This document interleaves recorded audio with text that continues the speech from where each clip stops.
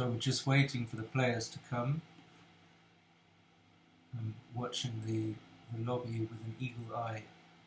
And so the match is going to be Aref Alipour and Kenny Gibson.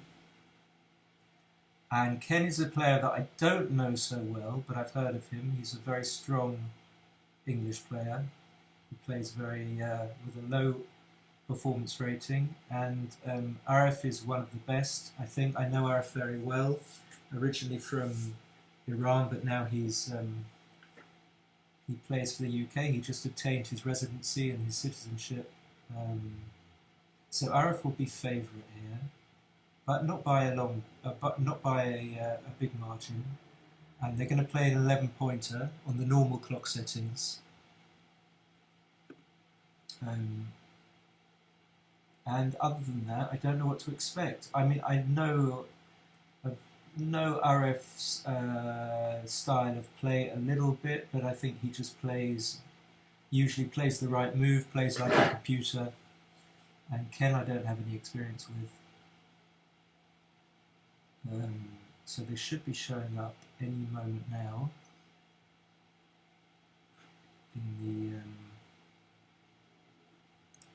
in the lobby. So Aref, oh no, he's set for 7 points. Why is Aref put 7 points? Let me try and correct that.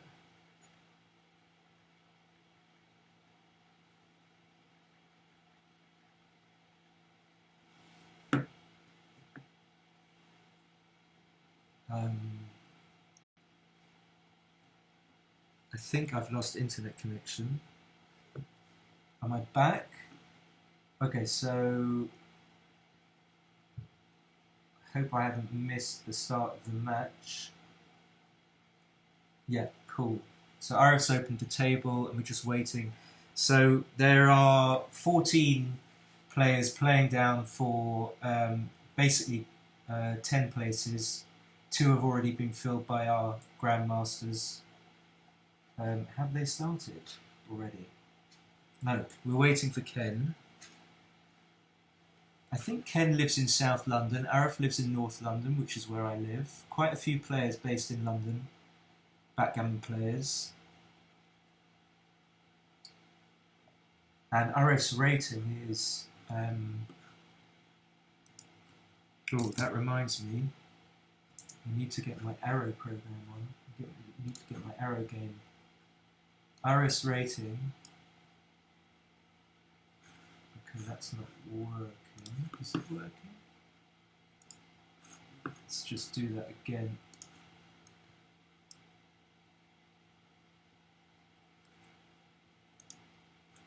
It's 2,721, which is obscenely high.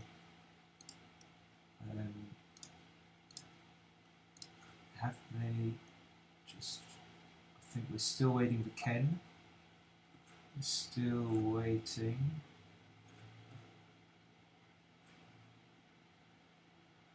Ken is called the Grog Father, and Aref's username is Aref.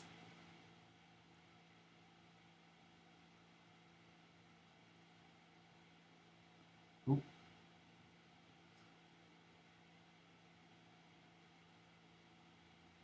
Have they started?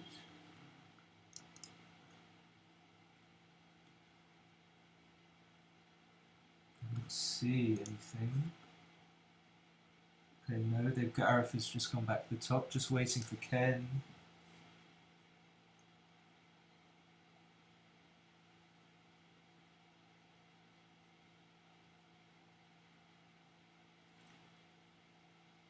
So the qualifiers were chosen principally on... Oh, here we go. We are live. Okay. I'm just going to test my arrows. Perfect, perfect. So Aref is playing the white checkers. He rolled a 3-1, which is pretty much what he wants. And Ken is blue.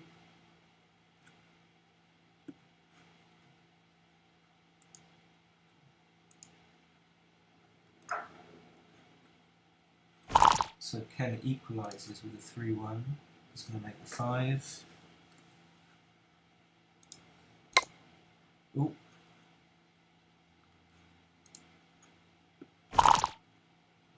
Maybe Aref will split. I'm trying to get it full screen. Why is it not full screen? That's better. Okay, great. So 4-1's a little bit awkward. Ken wants to split, but he didn't want to leave a 6, so he decided not to. Aref will probably run all the way to the 15 point. So Ken needs a 3.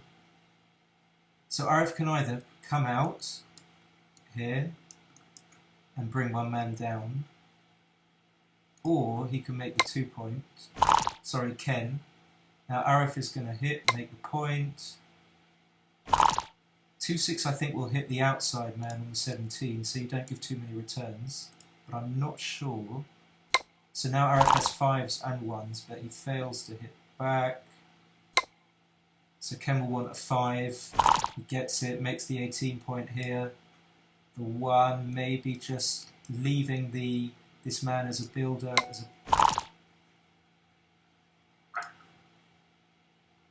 Again, Aref wants to split, but where would he play his 3 if he played his 1? Okay, so he plays big. You see he's duplicated Ken's 3s. Ken needs a 3 to hit there. He needs a 3 to hit there. He also needs some 3s to make some points here. So perhaps that was a clever play by Aref. And Ken is thinking of doubling. He's 16 pips up. I think Aref is going to take. I think Ken should have cubed because he had some threats. Ken is going to make the 4 point, which is a great roll. And Aref returns with a good roll because that's going to safety the block here and bring the checker all the way around from the 23 point. Now Ken's cube is kind of gone, so he's probably right not to cube. And I think I would probably take the risk of the... Okay, he just didn't want to leave shots. So maybe Aref is going to make the 2 point here. He doesn't want to release Ken's checkers by bringing his men down from the midpoint. And so he chose to make the 2 point but not leave a shot. I'm not sure about that play because you never really want to relinquish the strength of your board. It's often better to leave blots outside. This is a case in point. Now Aref has a blot on his 5 point when he hits, and Ken has taken advantage of it and has hit back. Boy, is this fast. And Ken could think about cubing. 6-4 is going to be on Aref's head. This is going to be a pass if Ken cubes. Is Ken just sort of panicking a bit, not liking the fact that it is pretty fast?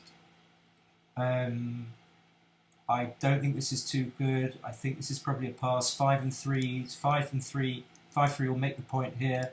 4s and 6s escape, so the numbers are diversified. I'm not sure whether I guess he's thinking about whether it's a double or a no double. So Aref's going to pass.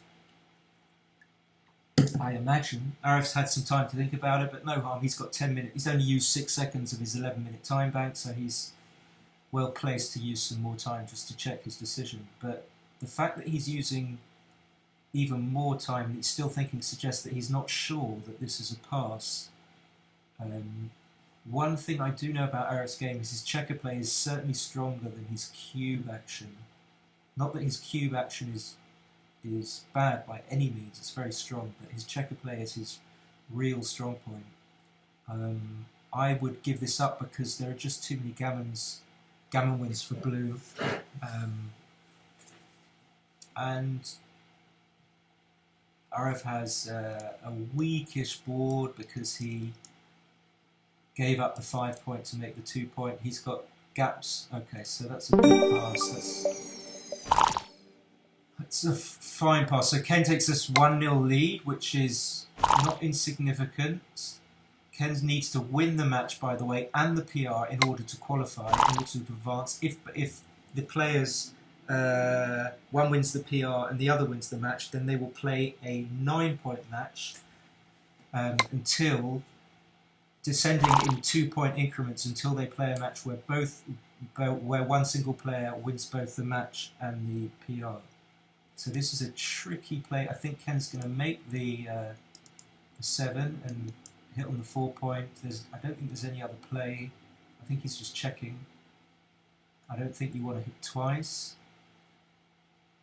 And the advantage of hitting is that Aref could come in with a number which doesn't allow him to safety all of these blocks here, and then Ken would have those to aim at on the next go. So no, that can't be right. So Aref can either make the 3 point or just make perhaps I would make the 10 point as well. Coming out so he's not vulnerable to being attacked by Ken's checkers here. Now Ken has another awkward number, but I think he should hit again. The same idea is that he stops Aref from having his full roll.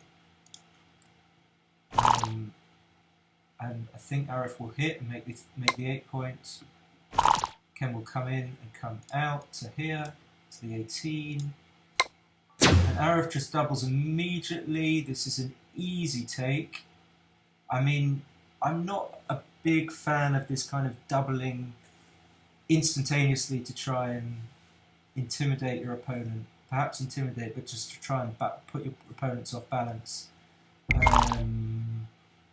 And it was a very easy take, but Aref is going to have to hit. And the reason it's an easy take, for example, here is that Ken has loads of return shots from the bar. That's not one of them. That's a really bad roll for Ken. I don't think he should split his backmen when he's behind in the race. Could that possibly have been right? Now Aref could do this double tiger play here. Ken has a very, very weak board, so Aref can play with impunity. The disadvantage of this play is that Ken can come in with a 5 or a 2 to make the point. So Ken's really got a fairly decent game. Aref's going to come up to the 20 point here. There's nothing else. Aref's game plan is to escape, and Ken is reasonable. He's got his 23 point. He's safe. Before he rolled the 6-5, he had good chances of containing Aref's last checker here. So Aref fails to get it safe. Now if Ken rolls small numbers, now he should hit on the 5 point and make the 3 point. And slowly, Ken is creeping back into this game, and because he holds the cube here, he doesn't have to win it fully. He can win it with a cube turn and a pass. So yeah, Ken makes that play. Aref is going to have to give up one of these anchors. Maybe he should just give up the 10 point and play 10 to 9.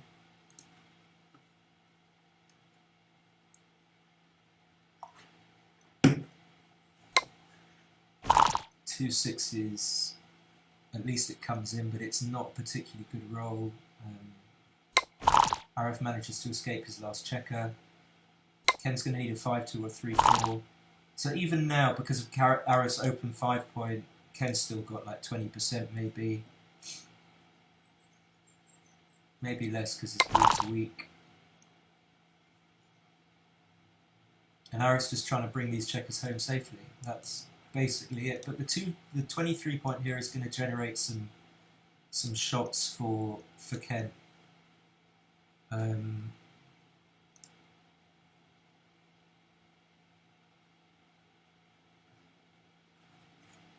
So double 4. Okay, so 5-2 he's going to hit. 6-4 isn't so great, but he's going to make the 4 point for sure.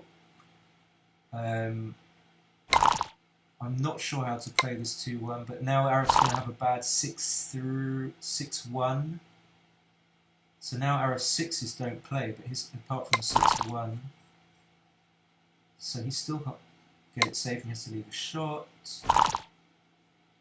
So there's a reasonable chance of Ken getting another shot. He doesn't hit this time. I think he should probably just make his 2 point. He's not likely to get gammoned.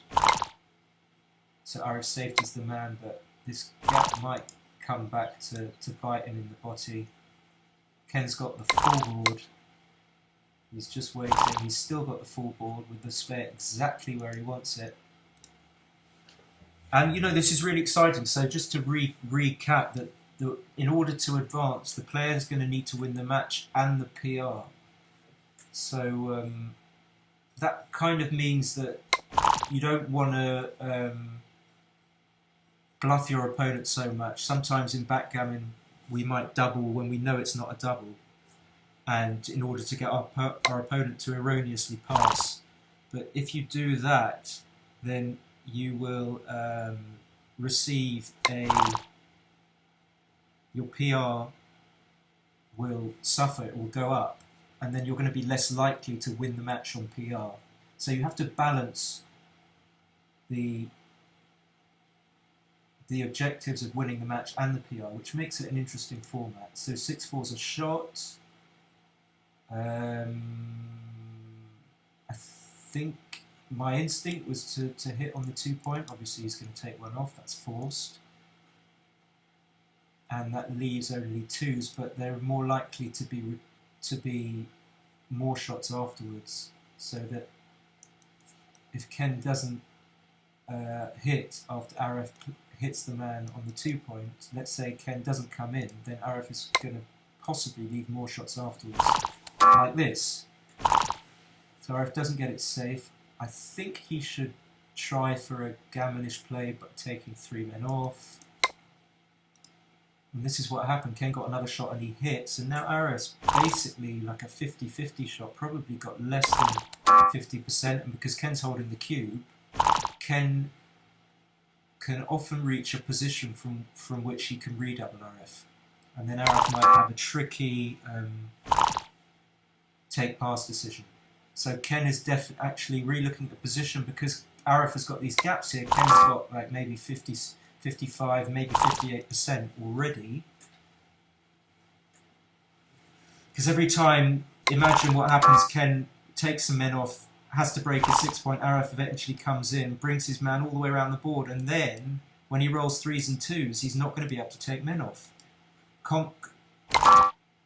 Contrast that to if Aref had all these men on the 1-point, then every time he came round, basically after he took this man off, he'd be able to take all the other men off. He would never miss with any dice roll. Okay, so Aref hits, so that's a good sequence, even though he leaves another blot. So Ken's got a 3 or a 6-4 double 5 to hit, and now Aref should be able to. Ken should stay back, I think. Really needs to stay back. He's not likely to get gammon, so he improves his winning chances massively if he comes in on the 19-point and stays there. If he comes at right, okay, so he's done it, and Ken should save the gammon, so it's going to be 2-1 to Aref. So I wasn't sure about Aref's cube, but I think he's going to be aggressive. That's just the way he is. That's the way he plays. I wasn't sure about it, but other than that, it was pretty routine, I think.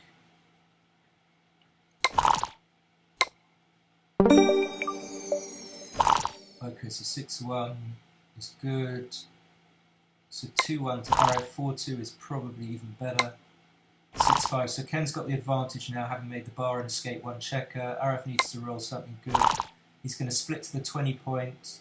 This is a standard play. So the problem with Ken hitting here is that Aref has got a 2-point board. I think I probably would still hit, because good things can happen. So Aref wants to duplicate the 3s and the 1s. Here, this is a pretty good roll.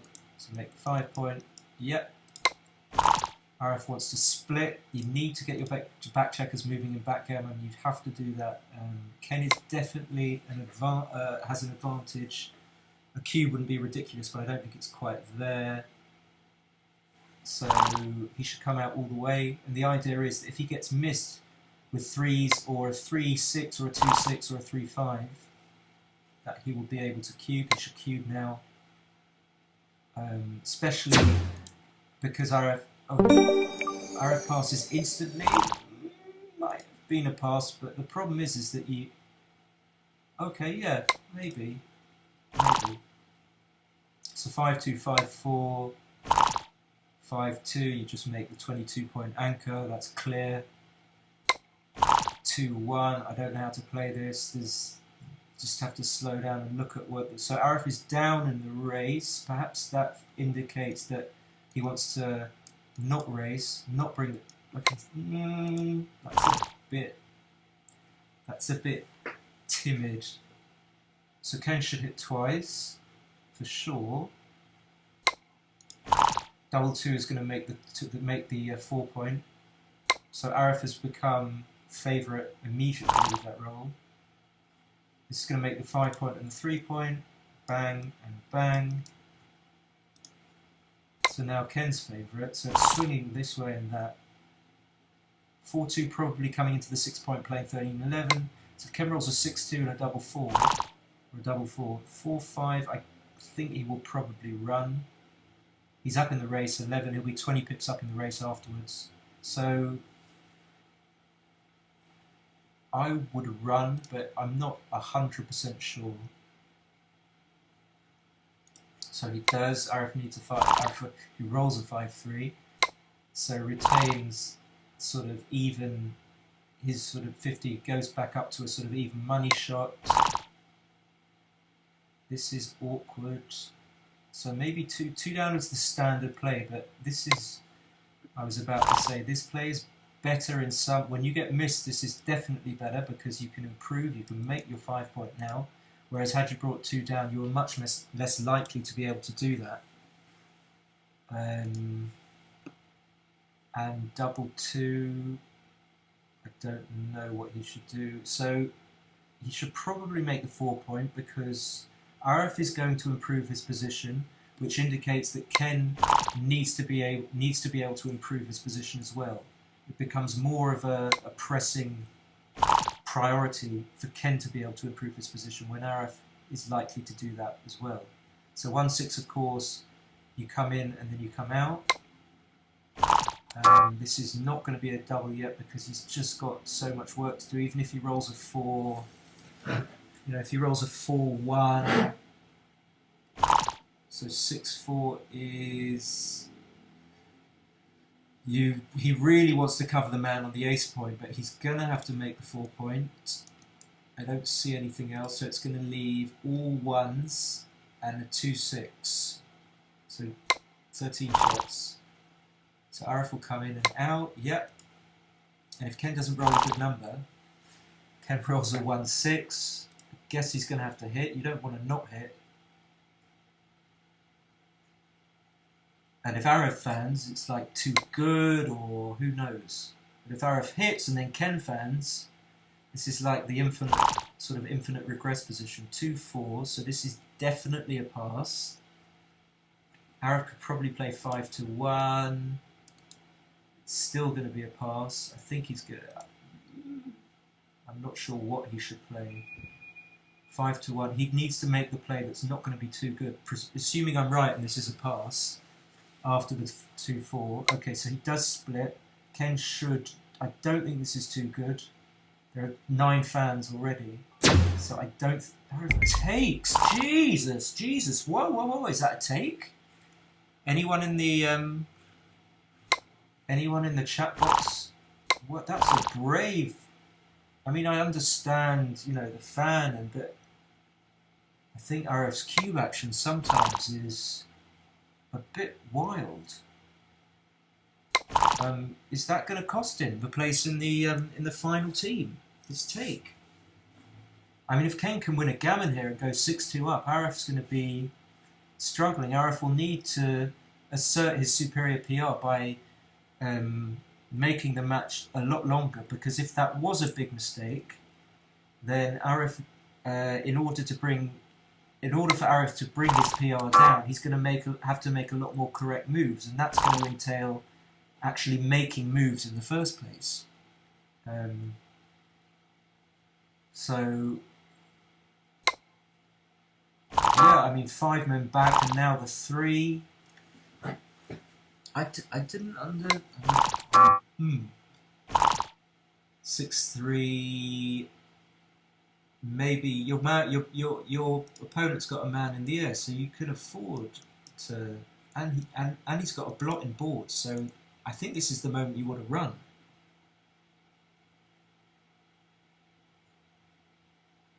This is the moment you want to run. This is where you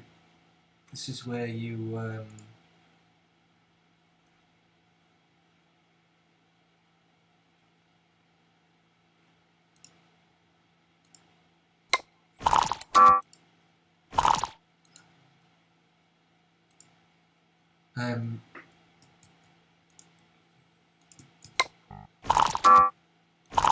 back in a sec. I'm just copying this link.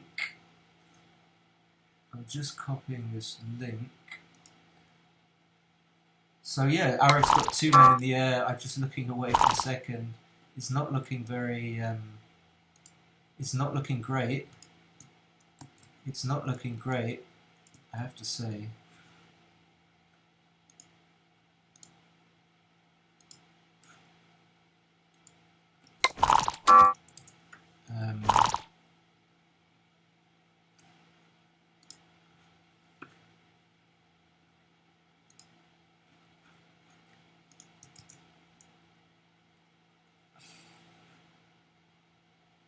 Oops.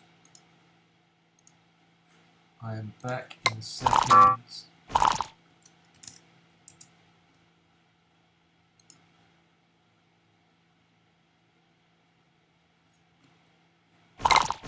By the time I got back, I think Aref's going to have been gammoned.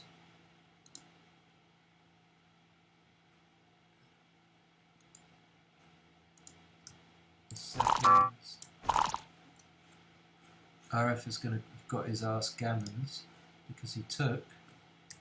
I don't know why it's doing that. Okay, alright, never mind. Let's get back to the match. Okay, so he's got chances now. I had to go and do something. So Ken has got this awkward man. He's going to be left with this awkward man on the 5 points. So now sort of 6-5, 6-4, 6-2. Do you just leave a 1 here? I remember a BMAP match I played with Lawrence Powell, and I left 20 shots instead of 11 because I didn't want to leave another shot, and it turned out to be an enormous blunder, and Ken goes for this.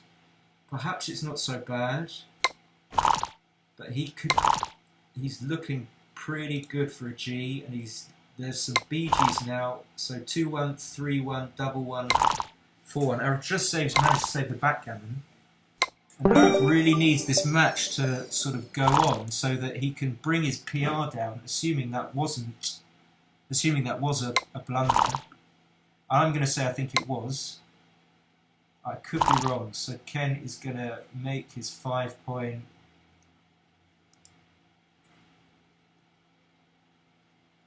Bang, bang, bang. He's going to make his 5 point. Ken's 6-2 up. So just for background, Aref's PR is like about 3.8 maybe something like that for money. And Ken's is probably 4.5 to 5, something like this. And usually that means that in PR terms, if you play an 11-point match, that the player that's 3.8 should play, on average, outplay the 4.5 player maybe 80% of the time. So is this going to be one of the 20% where Ken manages to outplay Aref? Aref certainly is going to hope not. So Ken can cube here maybe. Aref is left with this weak 3-point board that he's had so many times in this match. And Ken's 14 pips up, and he's threatening to make his very best 3-point board. He's escaped 1 man already. This is a pretty easy decision in my book. Even though you're 6-2 up, you could use with 4 points for sure. And if there's a turnaround, then so Ken doubles, but before the cube can actually make the noise of make that zappy noise that indicates that it's being cubed, Aref takes without even thinking. So I mean, it is a take probably. So I don't have any problem with the take. Just to take your time. So Aref's got a difficult. Is that right? Okay, so Ken should bring 2 down. He shouldn't break his 8 points. So Aref's got a horrible game here. A horrible game.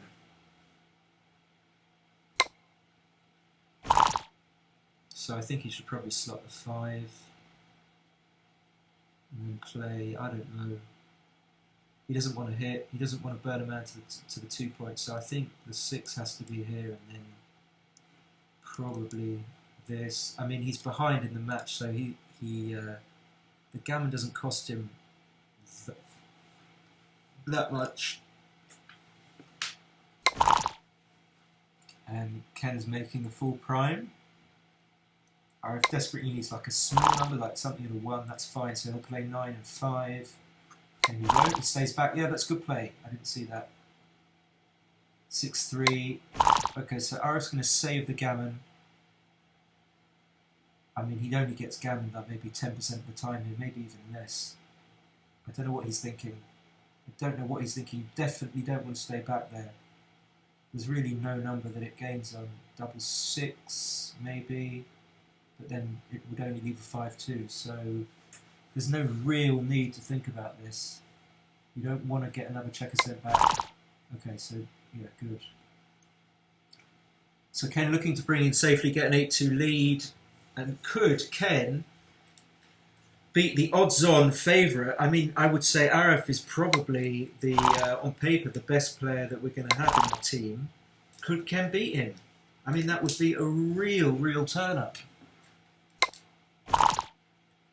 And then it would be bye-bye Magriel Cup team membership for Aref.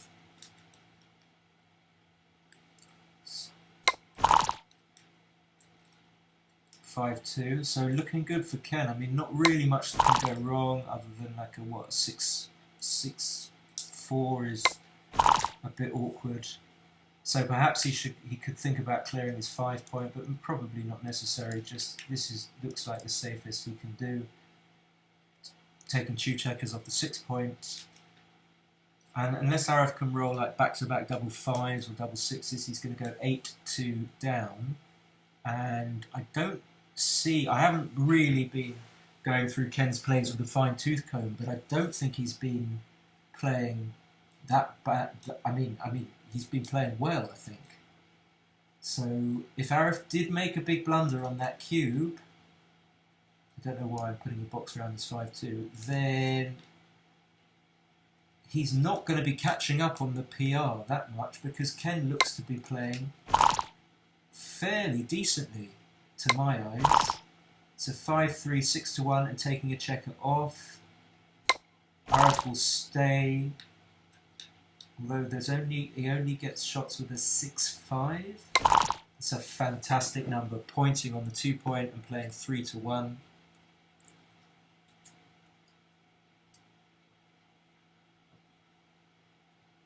I think he's just checking.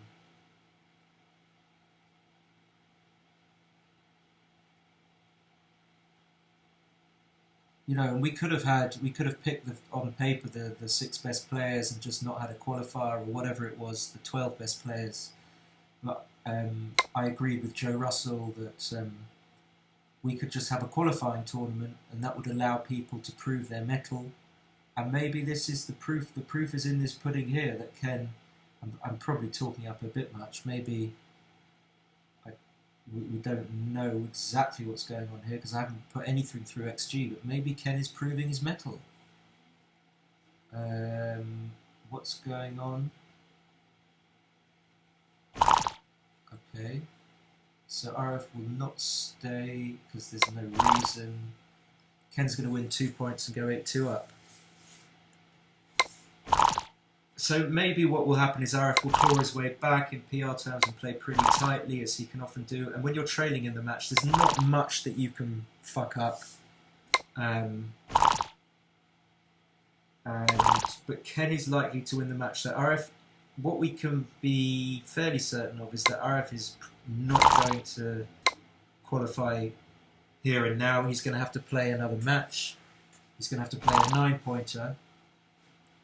And that's not what he wants, being the better PR player on paper. He wants to be able to win the longer match because it's more likely that his PR is going to assert itself over a longer match than a shorter match. So Ken will probably make the 7 point, come out to the 18, just trying to play a safe-ish game. The fourth six isn't that pleasant because you're going to get hit, but what can you do? You don't want to make the ace point. I wouldn't make the ace point.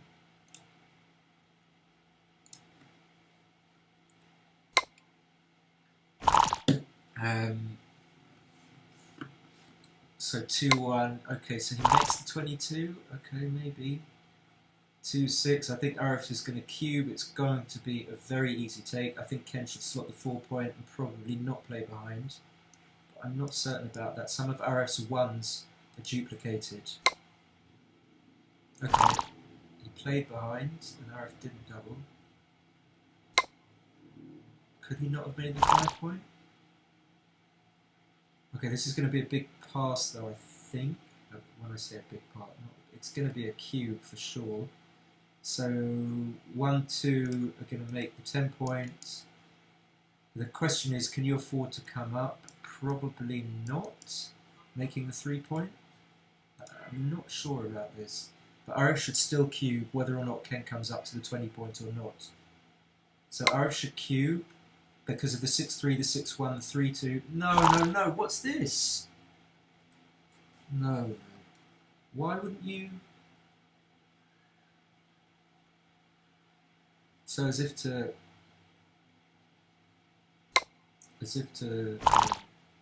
corroborate, if that's the right word, his non-cubing, he rolls a poor number that doesn't manage to point on the 5 point, but that will hit on the 5 point cover. And if Ken fans, okay, so he didn't fan, it would have been a pass and Aref would have lost his market. Okay. So, but well, this leaves 2s and 4s. I think this was unnecessary. So Ken will hit. Aref will hit. So Aref is often in danger of Ken losing his market because. Okay, so 2-1. I suppose you come in on the 23. He doesn't. That's interesting. But now he's primed himself. He's going to get himself. If Aref was to make this, then he wouldn't be able to escape with 6s, so I didn't understand that play. What can Aref do here? He can make the 8 points. I think I would make the 8 points. I don't think you need to hit.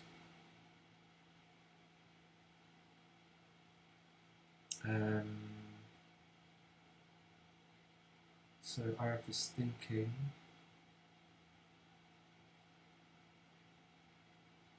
You make the 8, and then the problem is though, maybe he's thinking that if you just make the 8, then Ken has some numbers that can attack this block here. So that, okay, so he does make the 8 points. So Ken has some, like 6s, 4s and 1s. Yeah, this is the problem. So Aref was right to think. And Ken is just going to roll. I knew he would, but could this have ever been a cube? Was this a cube? Maybe this was a cube, even at this score. Probably a pass. I don't know, maybe. So, even this I would think about. I mean, I could always think about it and then say to myself, no, it's far too early, being hit 2 up. I didn't like that. That looked ugly, putting this block here.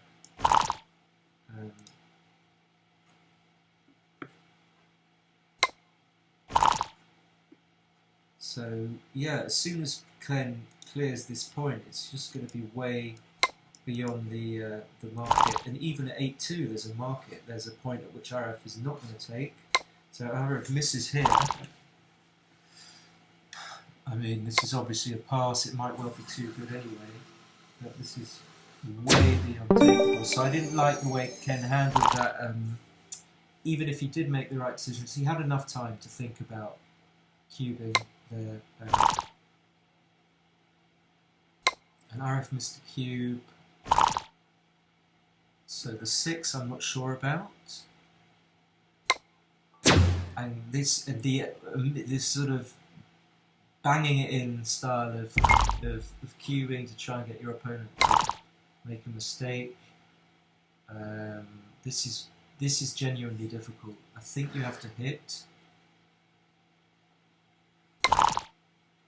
Okay.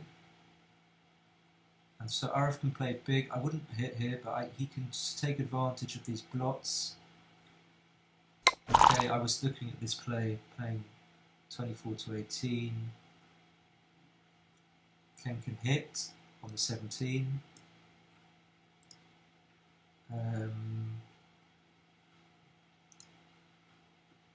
What else is there? Making the bar, possibly? Of course, if you hit on the 17, you leave a lot of... You leave 4... Oh, the 4s are duplicated, but you would be on the 17 points, so 5s would also hit from the mid. I think I'm making the 7. If I had to make a play right now and my clock was going to run down to 0 seconds, I would probably make the bar. Yeah, I would make the bar. So it's interesting, it takes time, so much time here, and not a second on the cube action. Okay, so he makes the bar. Aref hits back. So Aref's just looking to gammon Ken here. If Aref gammons Ken, then he goes to 6-9.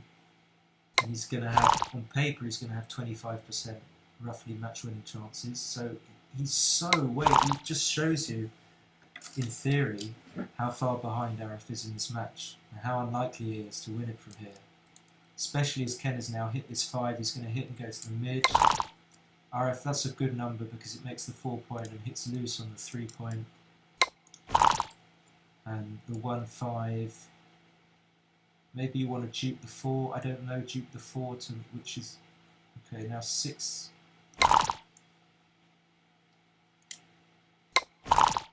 What a number, just coming in and hitting.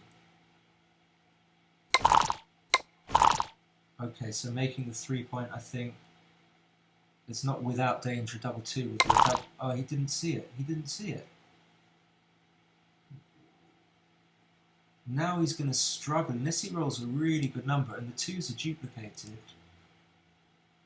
So I think Aref is going to come in on the 20. Why would you? That's right, that's a very good play. So Ken should make the 4-point here. He needs to put some defensive teeth into his board. He needs to provide some sort of defense against Aref's strong board and Aref's propensity or to be able to attack this checker. And a backgammon is often a fight between our board and our opponent's board, and if we see here that we've got a 1-point board and our opponent's got the best 3-point board, so we're losing that battle.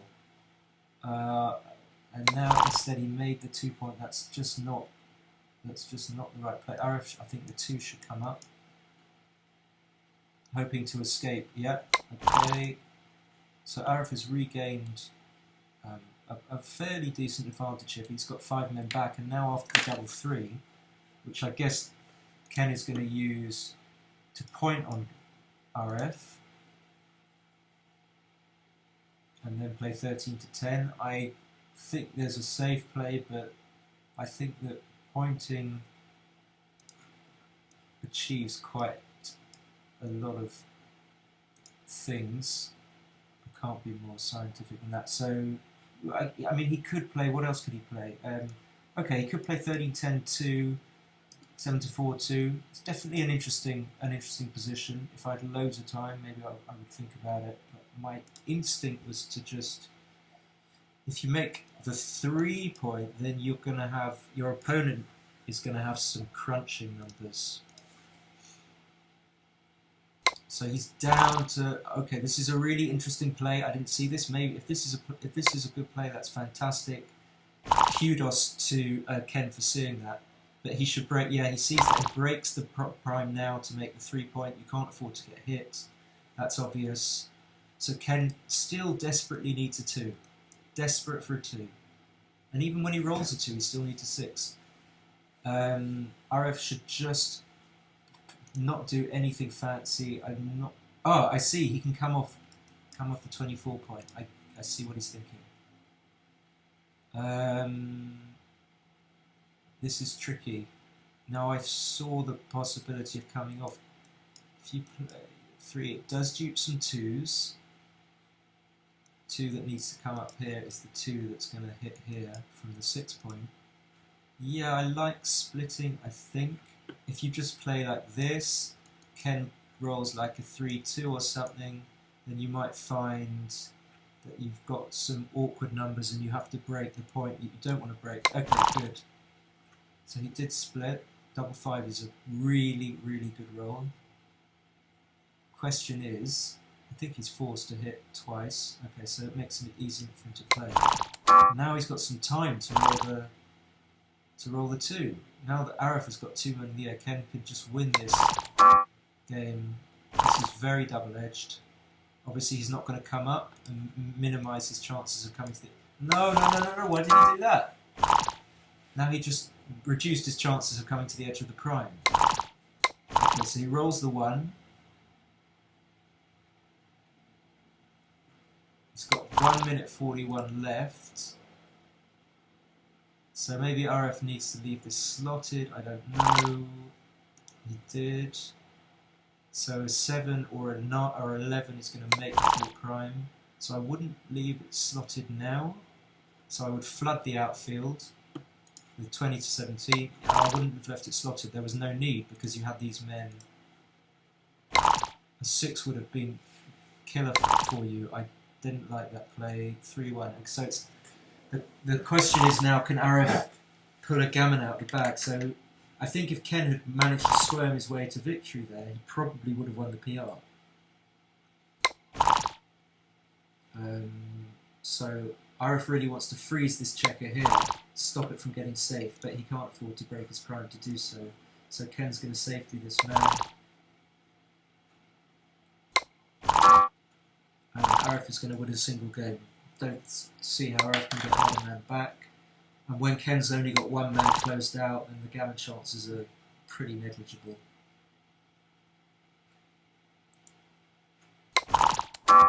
And,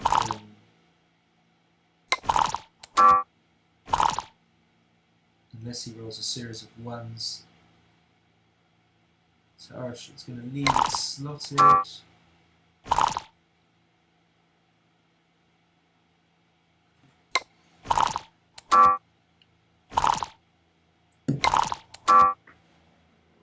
So what percentage winning chances does Ken have here? Probably 3%. Oh, now about, well, no, more than 3%. Now about 3%. Now way more. He's going to need a double 6, and even then, it was only double 6, and double 6 only happens 2.7% of the time, so that's 2.7% of your equity, and that would have only given him an even game. So, okay, he's squirming his way back in. Nice, good for Aref. 4-1 just safe. Ken just needs 2 points. Okay. It's a theoretical play. I'm not sure if I would have played it like that. Now it makes it. Okay. Ken can roll a 1 or this. Look at this. He's just got a solid game now. He's got his 5 points. Oop.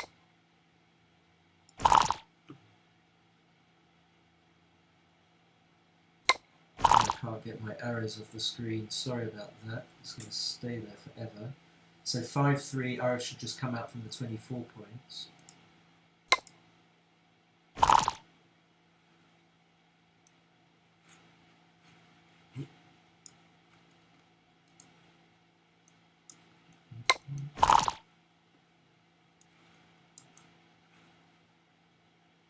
Um, 2-1, so Ken has got reasonable chances of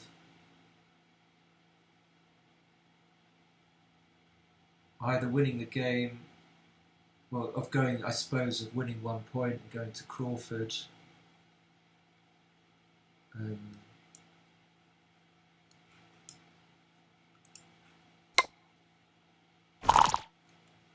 Oh, I can't get the arrow off.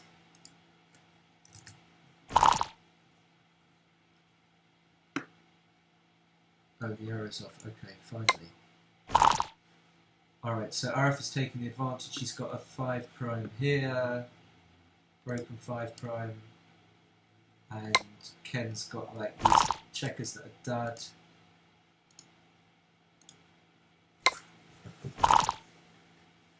And Aref can think about cubing at some point, though of course because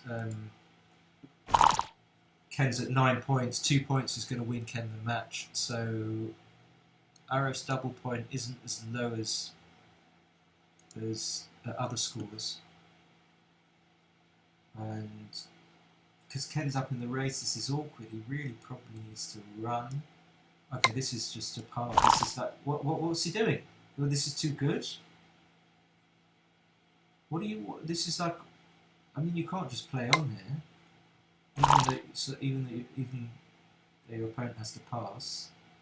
I mean, just simply because Ken is, I don't understand why anyone would ever want to put a checker on the ace point like this.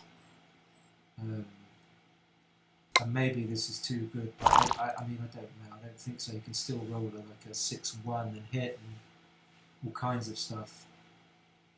So this still, for me, is not too good, and Aref should double. I mean, this is just, I don't understand. Does Aref think that the guy's ever going to take this with 2 blots here? Man, it's like a little choo-choo train. Come on, this is disappointing. Okay, so he passes. 6-4, okay, going for the gammonish play. Should he try and establish an advanced anchor? But, oh, I like it. And why is he done? Why? What's this? What is this? Some cube? Why does the... So this is hitting twice, and then he's given away the cube, and now the winning this game will win the match for Ken.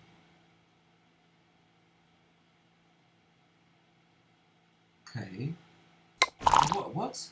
He didn't hit twice? Alright, what I'm gonna do is, because it's so interesting, is I'm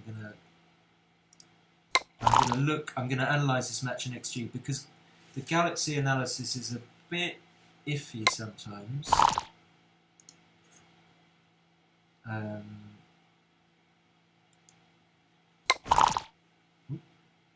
So I'm going to get XG ready when Ken wins this match.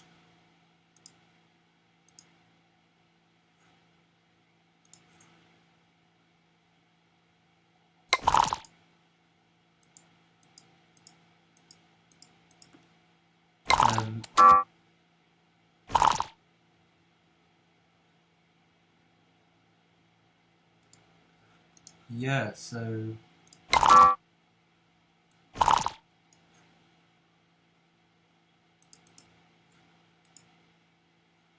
XG here, wherever you are.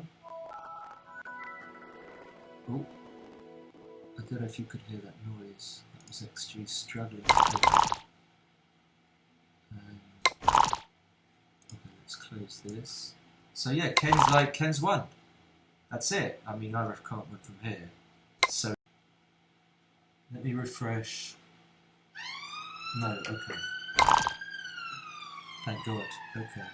I disconnected. Okay, so Ken's like 90 something, 96% here or something. A little bit less. And let's see. So it's going to be like, if Ken wins the PR, he qualifies. And we're going to run it on XG. I'm going to tell them, if close, we run the PR on XG. Oh right, Aref won it massively. Massively.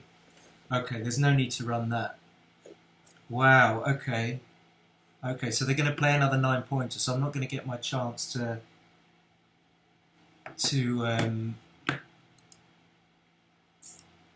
I mean, Ken made some.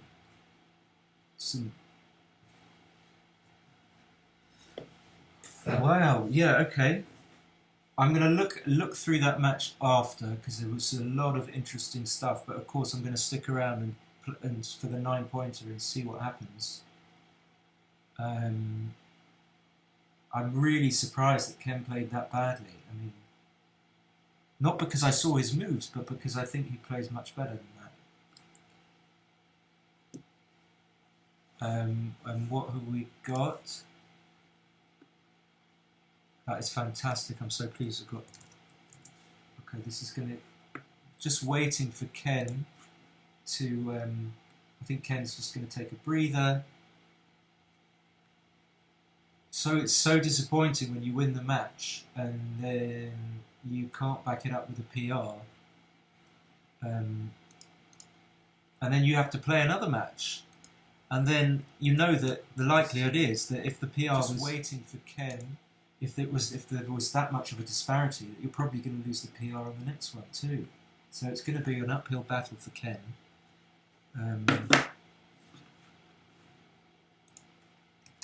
And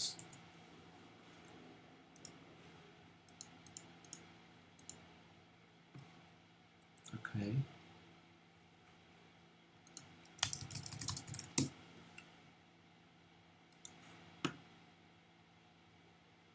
So Aref has just got the table. Maybe I've got time to go for a Willy Winkle, a Jimmy Riddle, I mean.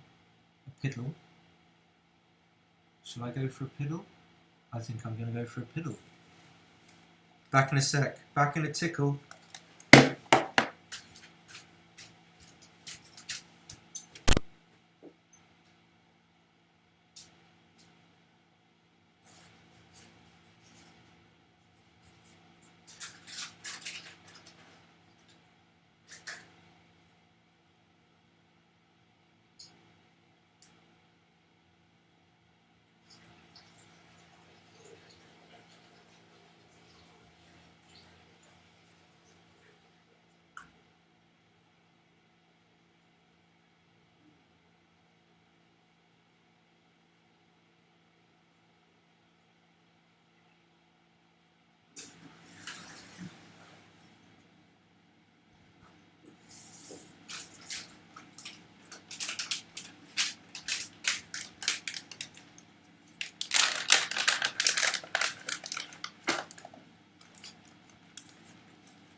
Okay, I can see they've started.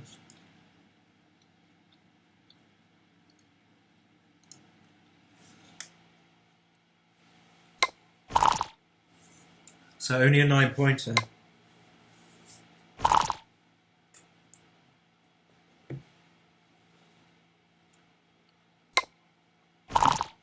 So Aref will hit, and if Ken rolls a baddie, then Aref can. Okay, that's gonna probably hit and make the 5-point, but there is an odd. I'm not sure. This springs out. This comes to mind. This is the play that I saw first. Yeah. Okay. So can retrieve a bit of PR here. Can he play? Can he do something like a? If he can play a 4 and Aref wins the match with a 4.2, then he can take it down to a 7-pointer, and he's gonna. He needs to try and play a little bit more accurately. Okay, so he's got the advantage here because Aref's got 5 men back. I think Aref should come in and come out. I mean, because Aref's got the 21 and the 22 point, it's sort of a back game in a way, so Ken can't queue. And Ken's objective is just to be making these points here. Not necessarily hitting men if Aref offers them. Aref knows how to defend against back game, so Aref wants basically to be hit here, but Ken should probably not hit and just try and build. Okay, so he's thinking of cubing. Yeah, I didn't get a chance, so that's going to make the. It's going to make the 18, and then he's going to come up.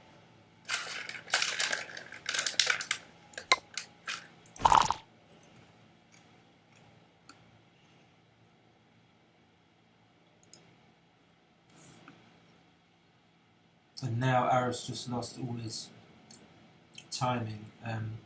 I wouldn't have made the ace point here. Okay, oh, so he's going forward. Okay, maybe. I spoke too soon. But Ken should stop, because Aref's got like a really... I think this is a cue. I think that was a cue. That was a great opportunity. Aref's got 3 men behind a broken 5 prime. Aref's got these terrible checkers knocked out on the ace point.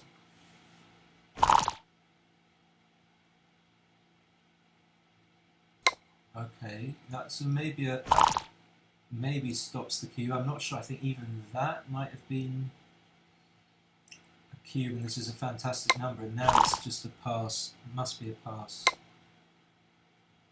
Must be a pass now. Or too good. But for sure it's not takeable. Okay, so I've had my nuts. So what are we thinking of here? So what's Ken thinking? I just get the impression that Ken doesn't realise how strong this position is. I mean, this is. I think it's too good. I don't see how anyone could take this. There's nothing can really go wrong here apart from rolling a double 3.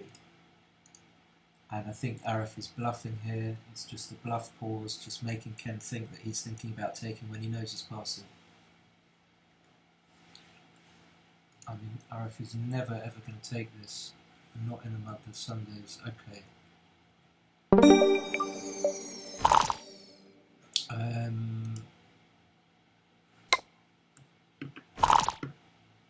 6-4 is going to hit. So Ken takes a 1-0 lead, but I think he was coasting his way to 2 points, and he doubled when he shouldn't have doubled.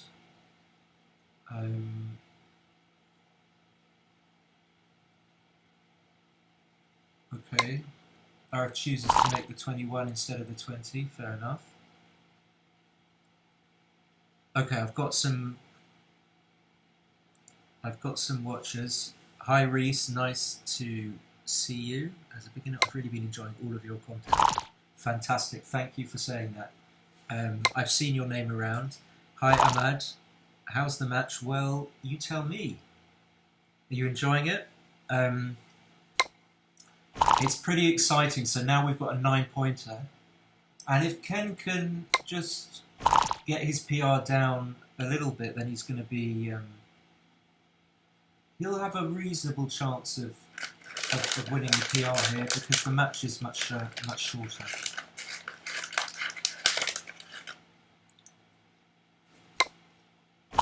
Okay, I think I would have hit on the 4 point. I don't know why I did that. The 3-2 is going to hit. Okay. I mean, this is really fun. 4-2 puts some defence into his board, making the 4 point. So now it's a pretty even game. Okay. 6-5 is just going to make the cut. Is a great shot because it makes the 11, comes away, out, escapes a man at the same time. 5-3 making the 3 point. So Ken's a little bit of a favourite. He's got the advanced anchor and Aref hasn't. 3-2 is going to double hit because you've got the advantage of making the you've got the advantage of the anchor if all else fails. So that's a fantastic shot now. So Aref is now favourite because he's got a superior anchor and he's priming Ken's checkers more than Ken is priming Aref's. But still, there's not going to be much happening for a couple of rolls until someone rolls a big double or comes off the anchor and gets attacked.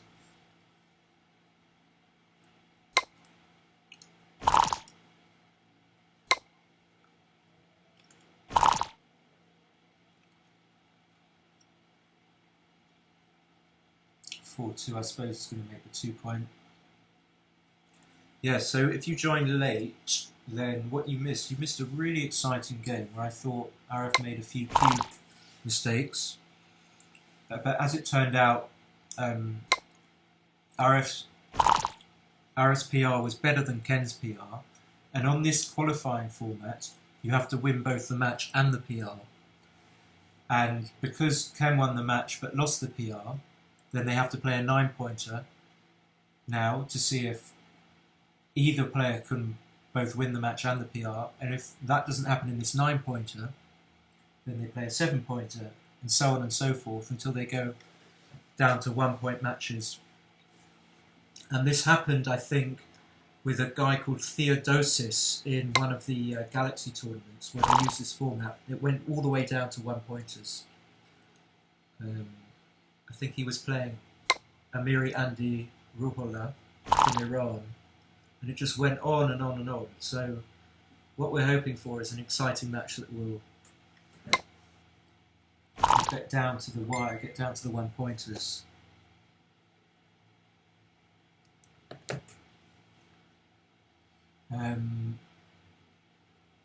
So he'll make the 4 points, and Ken is now a favourite. I think Aref should make the 4 point. I don't see why he would come out.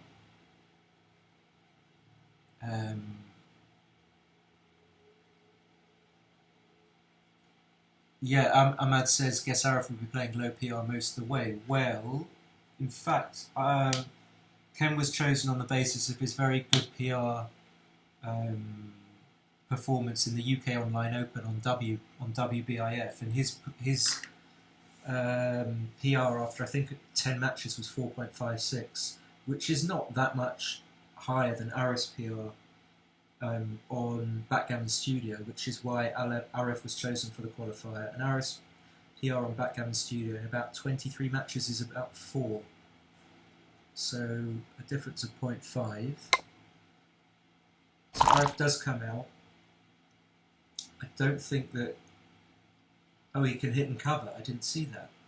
Of course you should do that. He didn't see it? He didn't see it? Did he not see the... Did anyone see that he could have hit and covered?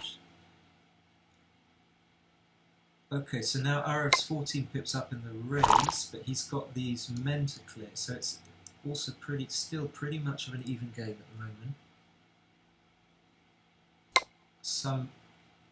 That's one of the numbers that's going to leave an indirect shot, unless he chooses to leave a direct shot, which I don't think he will. So Ken will just play from the 16 point to the 8 point. And now Aref needs a 7 for game. So that's not too bad. He can still keep his anchor. He's still 20 pips up in the race. Ken might want to think about staying back here, because Aref's only got a 4-point board. So how about something like 8 to 2 and 5 to 3? Okay, he does do it. Aref can bring one man to safety, or he can... Okay. So Ken needs 2s or 7s to basically make him a lot of the time a cubing favourite. So if Aref fans, I guess it's a small pass. And if Aref comes in, then who knows what's going on. So yeah, this looks like a pass to me. Aref's got a lot of wastage, and Ken's got an immediate 6-4 to make the 5 point. What else does he have? Any other numbers to make the 5 point? No, double 3 doesn't make it, double 4 doesn't make it, but still. Is Aref just taking his time to make Ken think that he's thinking about taking? I don't think so, but I mean, this isn't an enormous pass, but I wouldn't take. Okay, so Ken gets 2 up, 9 point match. Aref's going to be right back. Yeah, I would have passed. So Aref knows he can't. You can't pause the clock on Galaxy, which is just part of the appeal. You just have to play it out, and if you need, piss your pants and just let it dribble onto the floor. What can you do? But he's got plenty of time. Aref could play a game with 0 seconds in his time bank for sure, with ease.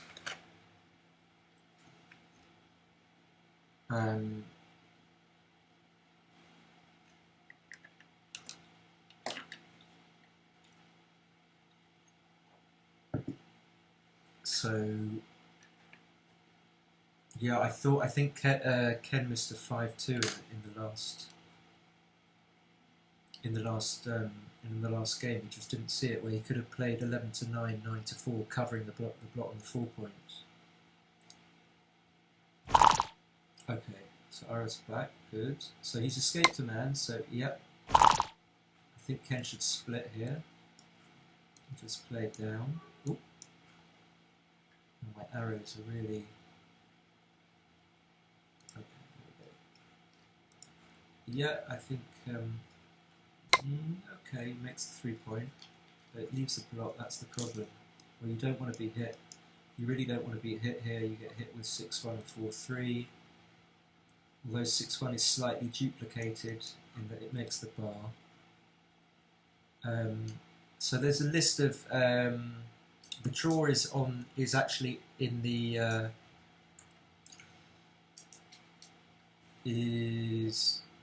if you click on the link, and if you see there's information just below the link, and the draw is there. If the draw isn't there, it's on Facebook on Backgammon Strategy, and you'll see that 14 players are competing for 7 places, plus another 3 will be substitutes. That makes 10, and then 2 of the players have already qualified, Tim Cross and Gazo, and that makes a 12-man team. The US has already declared their 12-man team. It includes people like Steve Sachs, Bob Wachtel, Victor Ashkenazi, Marty Storer, who is not so well known, but his PR is almost exactly 3, which is very low. And then Matt Kongar is playing, and so basically we're not going to stand a fucking chance. But we'll it's fun, and it gives us the opportunity to play against some excellent players. I didn't expect that the team would be so strong, that they would all want to play, but of course you never know. And the format follows the loosely based on the Ryder Cup.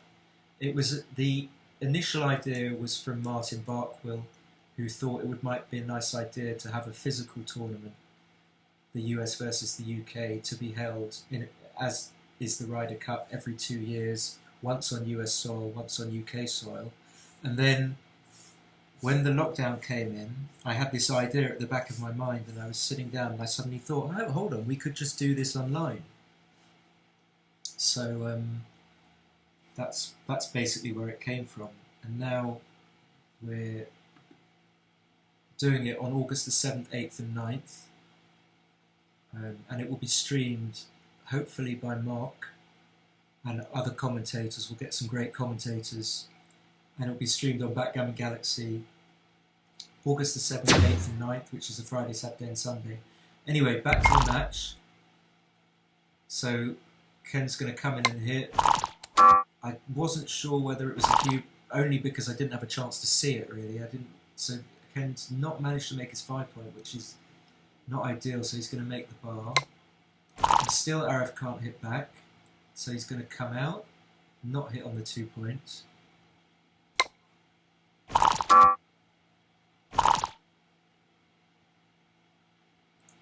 So Ken rolled double 6 and found. Okay, so that, I guess, is going to make the anchor. So Aref definitely needs a 4 or a 2. He rolls a 4, so he's got there's some hope in this game. If he can make the 20 points next. Okay, so Ken does hit twice, and Aref rolls a 5 and comes straight back in. It's so fast you can hardly see it. 1-6 is not a good roll. So what Ken really wanted to roll another 3 to be able to hit loose on the 5 point, and he doesn't manage to do that.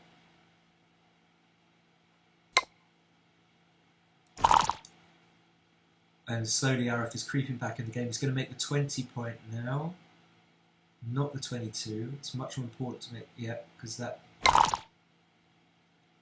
stops Aref from being blocked in. And now Ken has choice. He can make the 22 point, or he could come up to the 20 point. Aref is now going to make the 22, upgrading his anchor.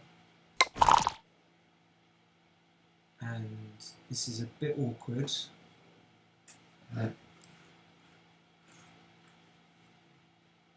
Maybe just bring them both into the 6 point, I think.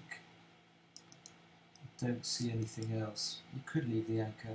Okay, what was this? This was an interesting one. So Aref can hit twice, I think he should, and will. And now Aref has the advantage. So what are we looking at? Aref's holding the cube and he's 2-1 down. So he's got even more incentive to swing it than he would at an even score. I think he should just escape from the back with the 24 point. Well, or actually I prefer this possibly. 24-22. Yeah, this is what I like. And he does the same. He agrees. This is going to hit.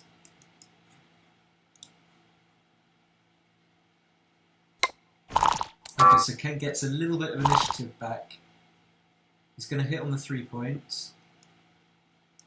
And then the 3 is... maybe he needs to switch, I don't know. I wouldn't switch. So what's he going to do? If he doesn't hit... okay. Oh, I see, you can play the 3. Double 4 makes the 5 point. That's a disgustingly good number.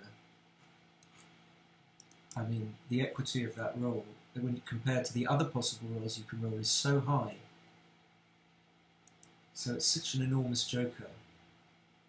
There were really literally no rolls that were good for maybe apart from 6-2. Okay, so Aref, fair enough, Aref hits back. That's kind of a bit of justice. Aref can hit. I think he's going to have to hit, so he's going to leave 2 blots. 6s and 3s returns. Ken's rolling pretty well. He's kind of going to get lucky and win another match and lose the PR. I've got to go to my mum's for dinner.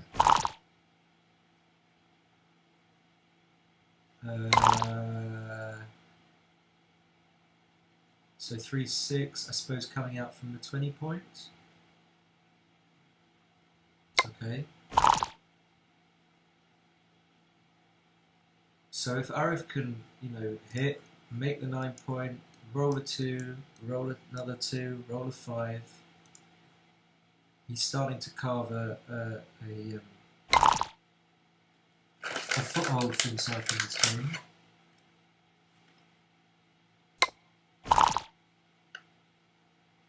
So this is tricky. You really want to come out. You don't really want to break the 10 point to hit. You want it to split. So this achieved some of the objectives, but it failed to achieve the objective of splitting your back anchor. So Ken's going to make the 18. It's probably the right play. But it's not necessarily the right play.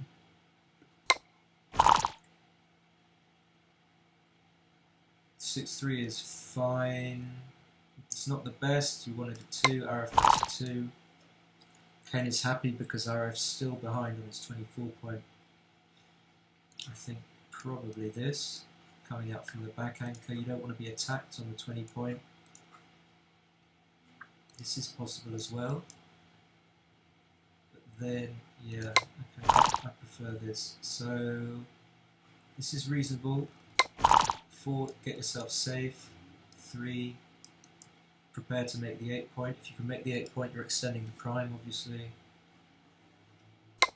So I'm trying to aim this commentary at, not fantastically strong players, but people who are obviously have an eye for the game, because if you're able to watch on these settings, you have an eye for the game, and I'm just trying to aim it at people who are not super hot shots. I guess they wouldn't be watching anyway. Okay, so he could have made the 8 point, but he didn't have he would have had to have come off the anchor with the 2, and he thought that was too dangerous, so he decided not to do it. 3-1 is not what he wanted. Ken wanted to come, just get one of these checkers, and what this does obviously is it controls the outfield. So if Aref skates with a 6, you have men to hit him back with and put him back in his box. So this is tricky. Maybe you hit loose, maybe you point. You probably don't take the reason that it's not just coming round is because you want to take advantage of these blots here, and you want to win a gammon. But this obvious play of making a 2-point, well, it's probably right actually to make the 2-point. But then the problem is that you still have to roll anything over a 3 to get some more checkers round. So I can see why Ken was thinking.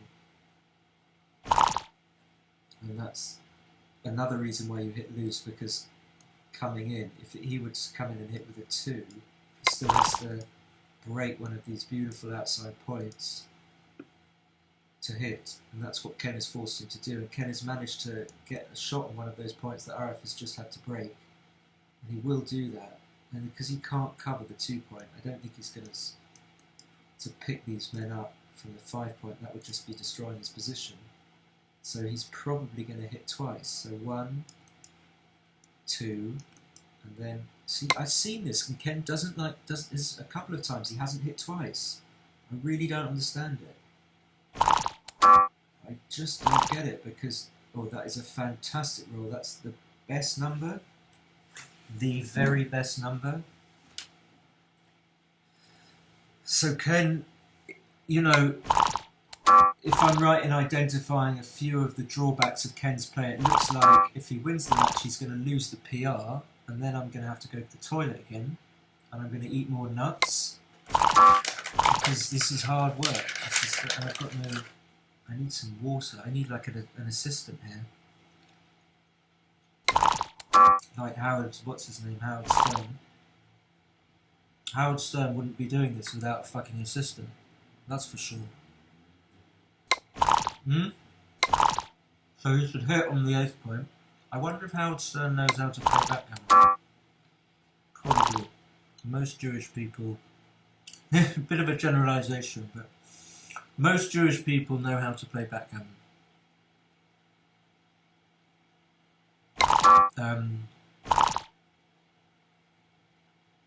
3-1. So look, shitload of gammons here. A shitload. I'm going to use this opportunity to just get a glass of water.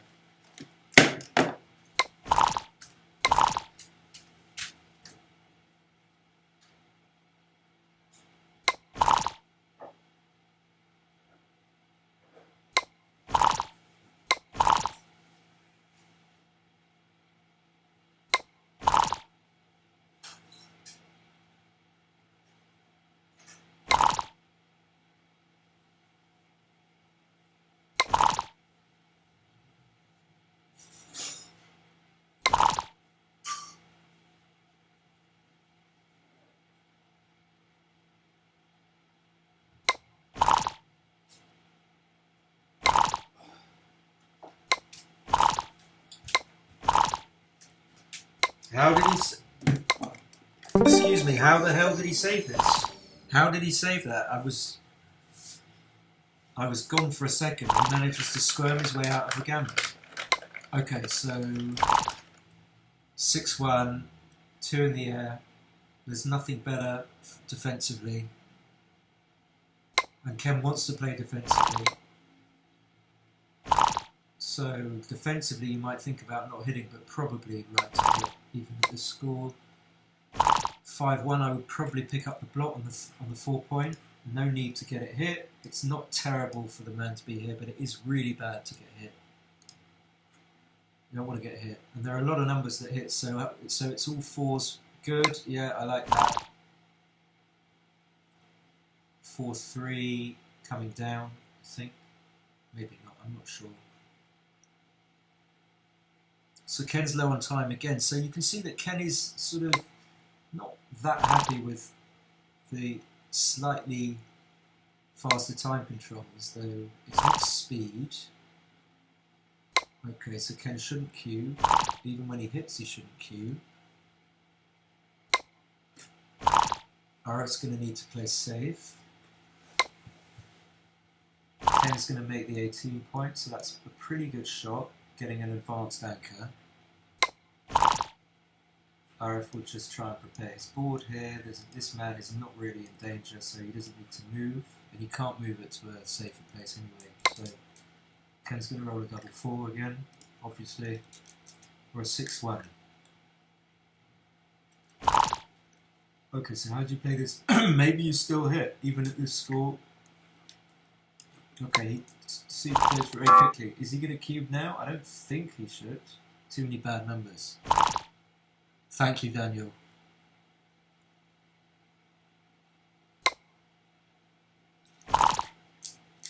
And now definitely no double. Definitely, I say definitely, pretty sure it's not a cube. So many bad numbers. 5-3 is going to make the 5 points. And Aref hits, so Aref gets a little bit of luck. Fair enough. Ken's been really lucky. Although Aref did roll boxes to save the cannon last game. This is nowhere near a cube.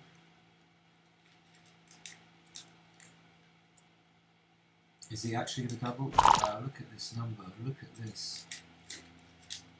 You'd be sick in your boots if you were Aref. Okay, so this is a part. Oh, now he just. Okay, is it necessarily too good? I mean, take a moment. I don't. Okay, so I think I like the 4-1 play. So this is probably too good. Double 4 is obviously one of the numbers that's going to scupper you. Aref wants double 2. This is probably too good because there's so many G's.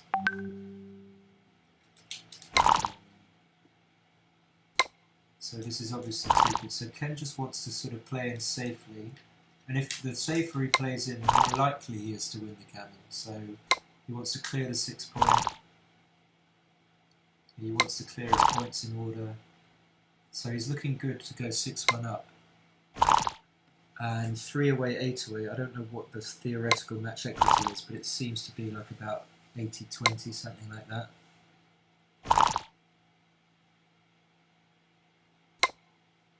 So he needs to avoid a 2. Double 2 plays, but leaves a gap. Okay, so Gareth doesn't want to get backgammon here. He needs to avoid being hit with a 1, and so he goes 6-1 up. And his clock time, he's got plenty of time really. 3 minutes 25. It's amazing, I don't even have to ask people to hit the like button because people are so kind. I think Aref has got a long way to come back into this match. And the last time Aref was down in the match, he didn't cube when he should have done, and then he cubed when he shouldn't have done. I'm going to make the 5 point. I think Aref is 2. Ken will make the 7 point and come up to the 21. I think. Oh, he doesn't. Okay. Is that right? Leaving 6s, 5s, and 3s. Aref's going to hit. Ken is just rolling so well. Oh, thanks. Is the volume better now? Rob. Is it better now? How about now? Can you hear? Let me know. I'll try and put the volume up.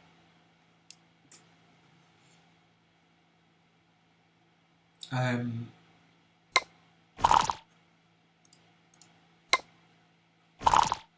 don't want the Galaxy volume, I just turned that off. I didn't realise it was actually on. Okay, I'm just going to turn it off. Okay, so that's okay, it's okay, I guess. Okay, thanks for telling me anyway, because it's shitty when you can't hear. It might just be that the mic bit kind of strays away from my... Oh, you can hear now. Okay. No, it's probably not. I think people that generally don't... Yeah. Okay. Thank you. Death is watching.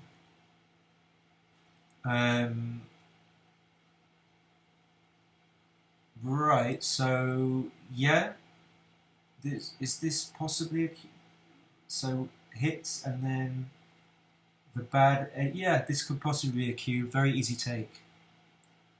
Very easy take. But if Aref hits with a 6 and then Ken comes in with a 1-4, a 1-3, in fact, almost any coming is going to be bad for Ken. It's going to explode another block. I'm glad it's much better. I don't know why it gets low. So Aref didn't cube. So this is what I'm talking about. Presumably Aref is going to cube now. Now that he's hit, he's only 9 points behind. He's shooting at a 1. I think he's just bluffing the pause here. He knows he's going to double. And he's trying to get Ken to take. This is very much a feature of Aref's game. Even online, this strange psychology. He's like, oh, I'm not sure about the double. I think Ken should probably still take it, but I guess he's going to pass. I'm not sure what the right take-pass decision here is. I haven't got the energy to... So he takes, okay, I guess it's a take. And if he gets missed with a 2, by a 2, a 7 or a 10, he's looking good to go 8-1 up. So he should just scoot, okay. So finally Aref gets some luck, and it's some gammonish luck. If Aref manages to, wow, he's going to make he can make the full prime here. He can make the full prime. Maybe he needs to because he's not got anything else to pick up and give him a tempo. So I think he's going to just play 2 men to the 18. Okay, no, actually maybe he's right. Maybe he's right. He needs to go all out, balls out for the gammon.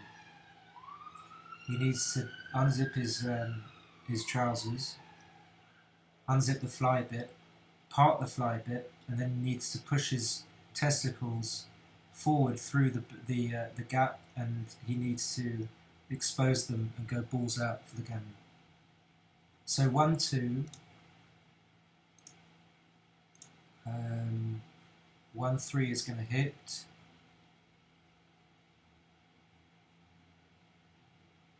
3-2 is going to make the ace. If he can roll a 6 now. So Ken needs to safety some of these men, because when Aref comes in, he's going to hit like a demon. If he rolls anything with a 1, 4 or 5 in it, he's going to hit on the ace point. So Ken's going to safety these men. Yep. Okay, so Aref gets what he needs. He comes in and he hits on the ace point, and he's got he's 60% gammons. So to take him to 60% likely to go to 5-6. And when he's trailing the match at 5-6, he's got a really good game because he can cube really early. He's got, in theory, 43% match equity, which is hardly less, not much less than 50%. And the G is locked in, and the backgammon would no. There's no backgammon. Okay.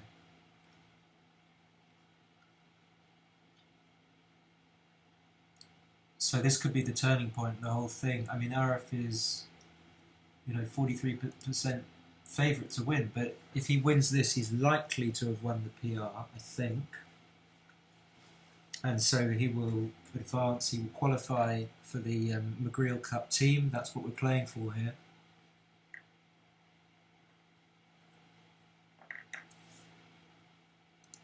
And he does win a gammon. So at this score, Ken can split and maybe not slot, but it's not a big deal. Even at this score, it might be right to slot. Aref is going to cube. Aref should probably cube this. He's got a big advantage. I hope he does. I hope he doesn't just roll. Yeah, I wanted to make it clear. Some people don't know what they might not know what balls out means exactly. So This is a very bad 5. I guess it's a take, but this is exactly what Aref wants. He's going to play 8 to 7 with the 1. This is going to be it. I guess Aref is going to win the PR. I didn't like Ken's 5. I don't know whether... Okay, now there's life in the old dog yet. So Aref loses a hell of a lot of gammons there, but now he's making the 4 point, so he gains some back. So even in this position, Aref is probably winning like 25% gammons. Okay, Ken's going to cover the 3 point and probably step up, even though it's a little bit dangerous. Maybe he shouldn't step up.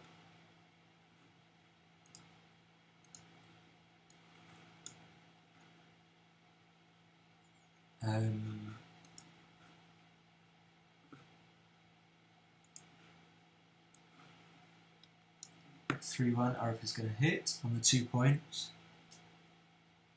1-6.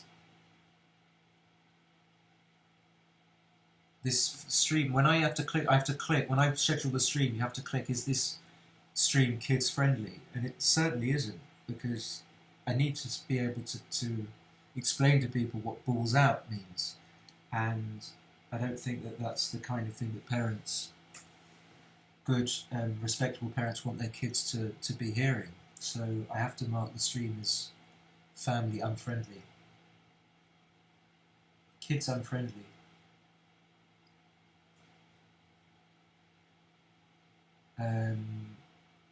I think he's going to have to come out. I think you're going to have to come out, aren't you?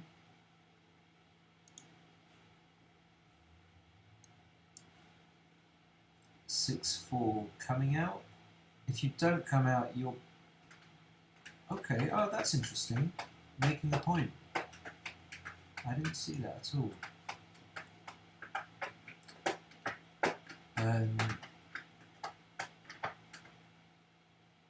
So he can get the man from the 17 point safe. Maybe he needs to do that. I think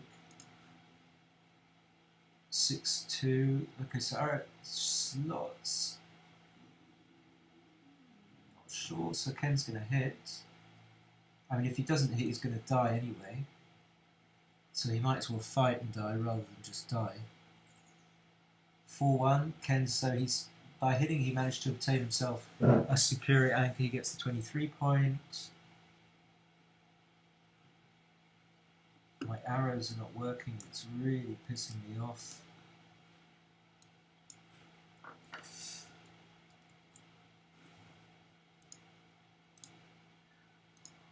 So Aref is looking good here, but he's not looking that good for a gammon.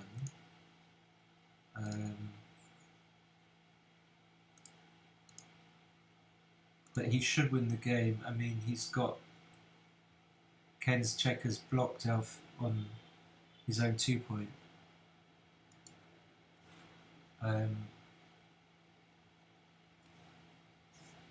Yeah, I think you can see Olive in the background.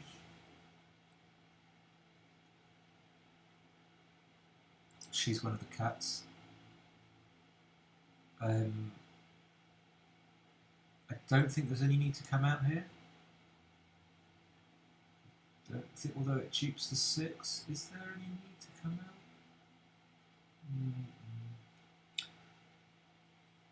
Maybe it's close. Okay, my arrows are finally... So, you know, you could just play like this, 6 to 1, 5 to 4, and then you can see that blue's got to do something. And Ken will come out with his 6s. And Aref will be able to attack, but he doesn't want Ken to roll a 6. Alternatively, if Aref... Okay, so he didn't come out. If Aref was to have come out and then Ken rolled a 6 and something else, he might have been able to point on Aref on the 4 point. So this is the same question. Should Ken come out here? This is really, really, really, really unfriendly.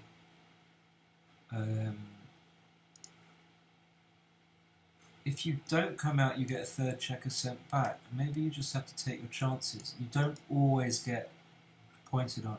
So I think I would come out and look for the 1. So the 6 to be played 23-17.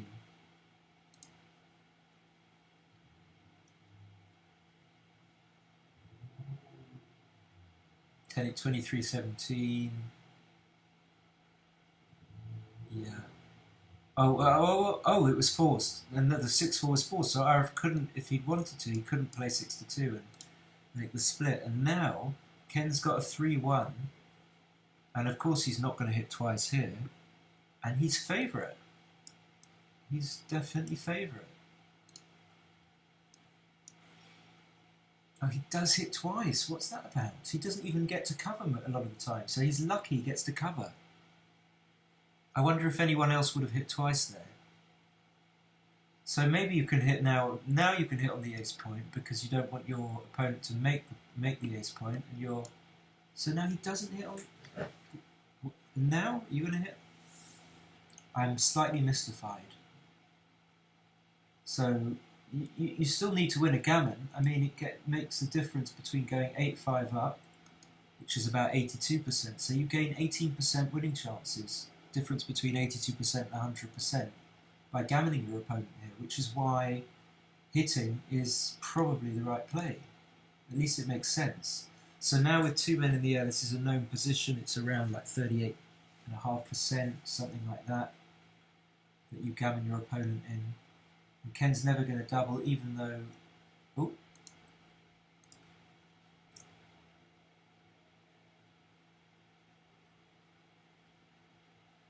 Okay, so that's a good number. He still maintains his board. So of course the perfect number now is a 4-3 for Ken. That's not a good number. He has to break something. He was scared, so he hit twice. Yeah, okay, maybe I didn't see something. So he's going to have to leave 1 direct shot, so he might as well take an extra man off. And Ken is going to win the match. Ken is going to win the match here. He should probably take a checker off. Though I'm not sure. Does it make 11? Yeah, it makes a difference. I would think about this. You've got 1 minute 20 seconds. Think about it. To me, yeah. Okay, so Aref's going to save it anyway. Ken's going to go 8-5 Crawford. He still needs a double 2. He's got double 2 to win right here and now. Okay, no, that wouldn't be fair.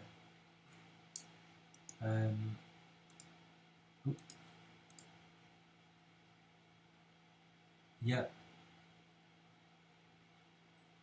So 8-5 Crawford. Aref needs to win a gammon here so that he doesn't have to win 3 games instead of 2. If he wins a gammon here, he goes to 8-7 down, so he goes 7-8, and then he will cube immediately in that game, and then his opponent has a free drop, but all that Aref will need to do is win that game to win the match.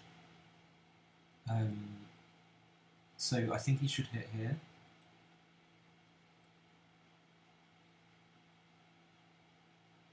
And maybe Ken needs to fight for an advanced anchor. I know it's pretty big. But if he doesn't, then he's going to get stuck back on the 24 point anyway. So it doesn't cost him that much.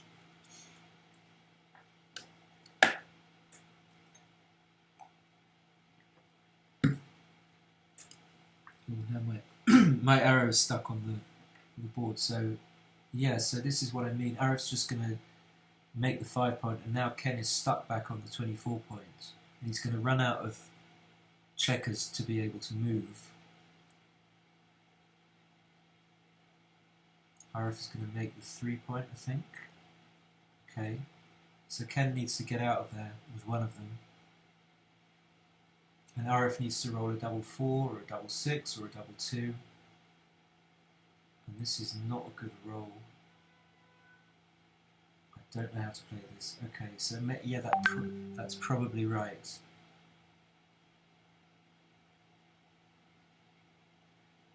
Okay, so that's a kind of a mixed blessing now for Ken. He's going to hit, of course, but it gives Aref a renewed attack. And now Aref is looking good for the gammon. If he wins this game, it's likely to be a gammon. He's going to cover the man on the 2 point. So he's not really got anything pressingly worrying that could stop him from winning this game. He only needs to roll anything above a 3 to get checkers out, and then he's going to, if and when Ken comes in,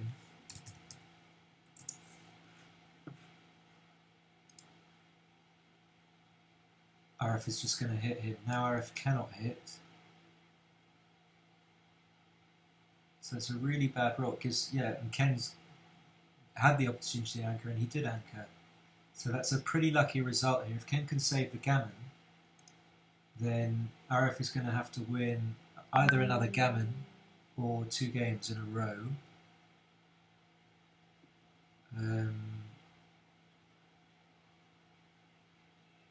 5-4 can hit, but that would be giving in to the gammon, which is exactly what he doesn't want. So he should, it's a good play.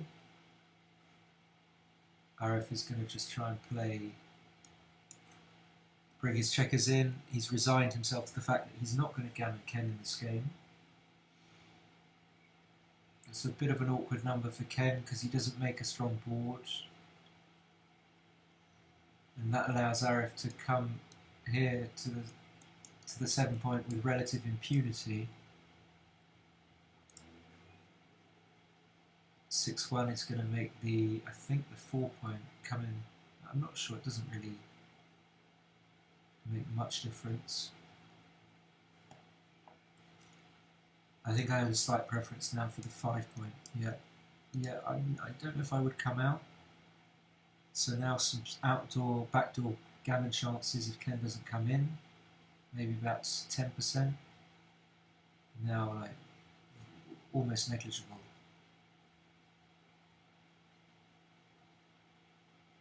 So he can afford to stay here to take advantage of Aref's 6-1, 5-1 or 4-1.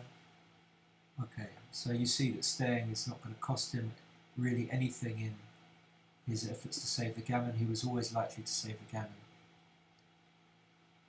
And so Aref is now going to be 6-8 down, but with access to the cube. And unless he is intending to trick Ken into taking a pass or passing a take, Aref will cube pretty much on the first go. So I guess he's not going to cube. He does. So Ken can't afford to pass this, or Aref would only need to win 1 more game. So Ken looking good. He should make the 5 point and just try and establish the advanced anchor. Aref should hit twice, and that could be the match winner, not necessarily the qualification, because I'm not sure about, questionable how well Ken has played in this match. But he's definitely a big favourite to win this match now after the double 3. 6-3 is just going to come out all the way. I don't think really. I mean, you could. Okay, maybe Aref's right. It's good that he spots this. That there's basically no loss. He doesn't care if he loses a gammon, and even if it's the wrong play, it makes the position more complicated. And Ken is more likely to make mistakes if it's complicated. I presume Ken's going to safety both men. That's a bit inflexible. That's a good roll from Aref.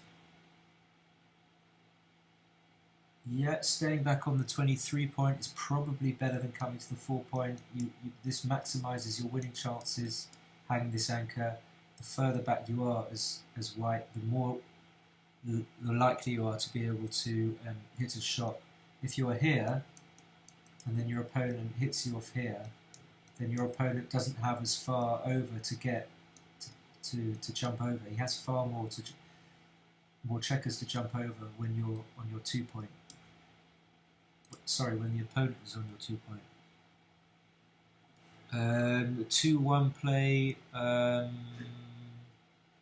No, I think you have to split there. I agree, because you know that you're going to have to take the cube as Ken.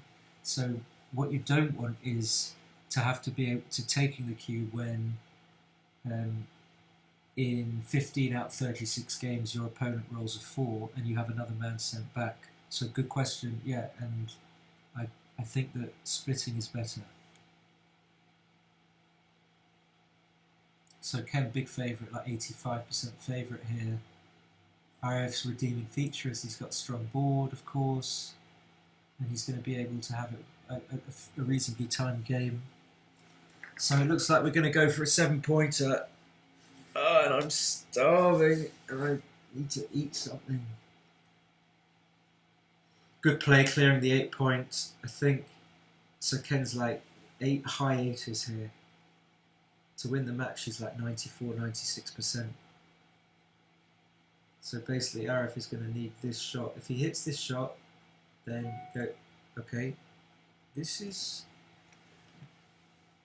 There was a bit of light, but now that's going to be it, and I think that it's going to be another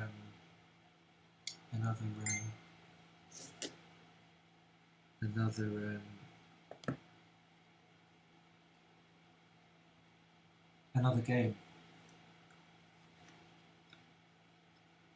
Yes. So the format, Rob, is that the player, in order to advance to the next stage and become a qualifier, they're actually walnuts. The player needs to win both the match and the PR. So Ken is winning the match, obviously, but let's see if he wins the PR. Wow, 1.78, and Kenny's just really not playing well. So it's going to be another match. It's going to be a 7-point match. And I think Aref played pretty well there. So Kenny's just going to have to keep on getting lucky until he hopefully gets it down to a 1-pointer, in which he's got an okay chance of beating Aref on PR. But I think if Kenny's playing a 7 and Aref is playing about a 3 or a 4, I'm going to carry on. Then Kenny's very unlikely to be able to win the PR, even in a 5-point match. So let's get right back there and.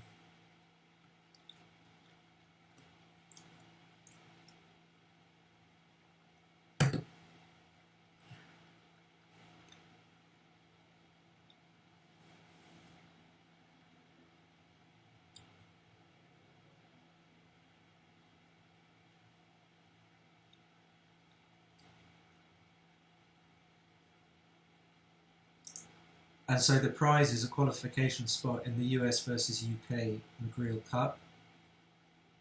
And there are 14 players in the qualification round. So they're just playing one match against their opponent. And the player that beats the opponent by winning the match in the PR advances and gets a qualification spot. So that's 7 of the spots. And then 2 of our grandmasters have already been given spots, and then there will be 3 substitutes. So that in all, we're having a 12-player team, and the US has got an incredibly good team, which they declared this morning. I hope I haven't missed. No, I don't think they started.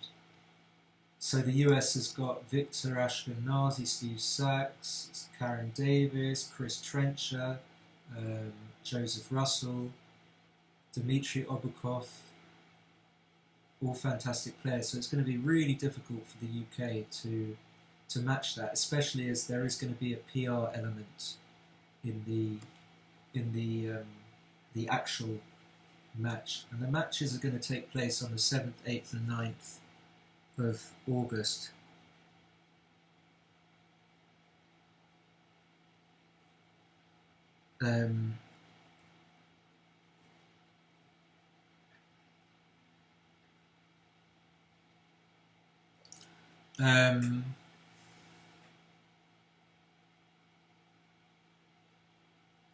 I hope they haven't started. Am I missing something? Guys, guys? I said to myself I would never say guys on the stream. But I'm saying guys. I'm far too old to say guys.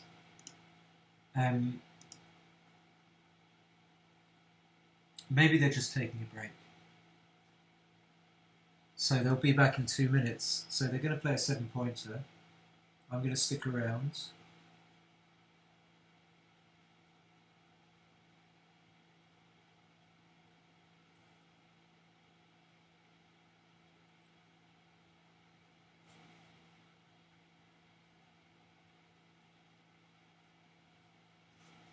I just messaged Aref, see. I've just messaged Aref.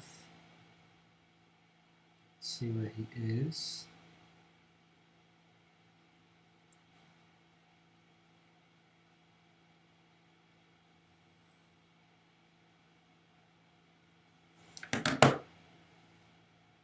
I hope I haven't missed the match.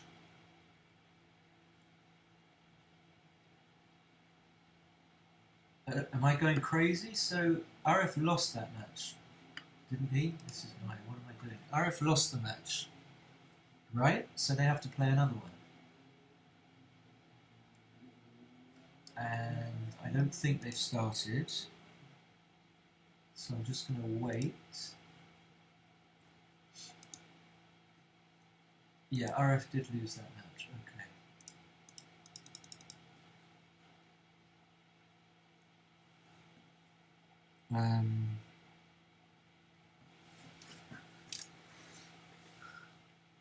They have started. Okay, can 261 6689. Fabulous. Thanks, Guido. How do I do it? 261 6689. At least someone's on the ball. No, that was obviously the wrong. 261. Yeah.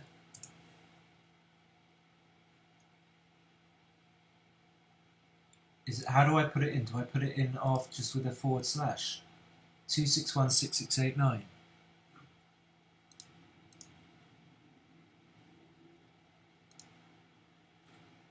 I'll find them.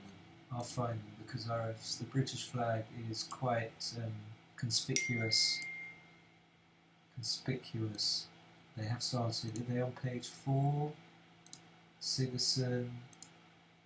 Oh, I hope I haven't missed this. So I'm looking. There we go. There we go. No, I clicked on the wrong. Okay, so at least I know. There they are. So thank you to Lawrence for texting me. Okay, so what have we got? Aref's already up a point. And who's on roll? Is it possible to know Aref's on roll? Okay, because his clock is ticking. Right. Is this a cube? Possibly yes. Easy take. So when you're 6 away, your doubling point is slightly lower because if you win 4 points, you go to 2 away, which is the score you want to be at. If you win 2 points, you go to 4 away, which is certainly a score you want to be at.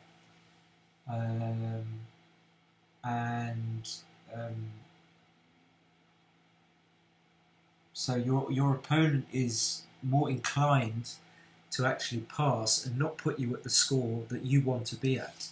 So which all argues in favour of making you more inclined to double in that position. But it's of course a very, very easy take. It's gone well for Aref. Ken's fighting back, so Aref is going to hit twice. If Ken doesn't roll a 2, so Aref is going to point on the 4 point, and it's going to be.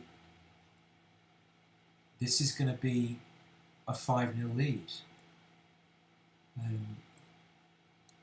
He's taking his time, fine, but I don't see what he's.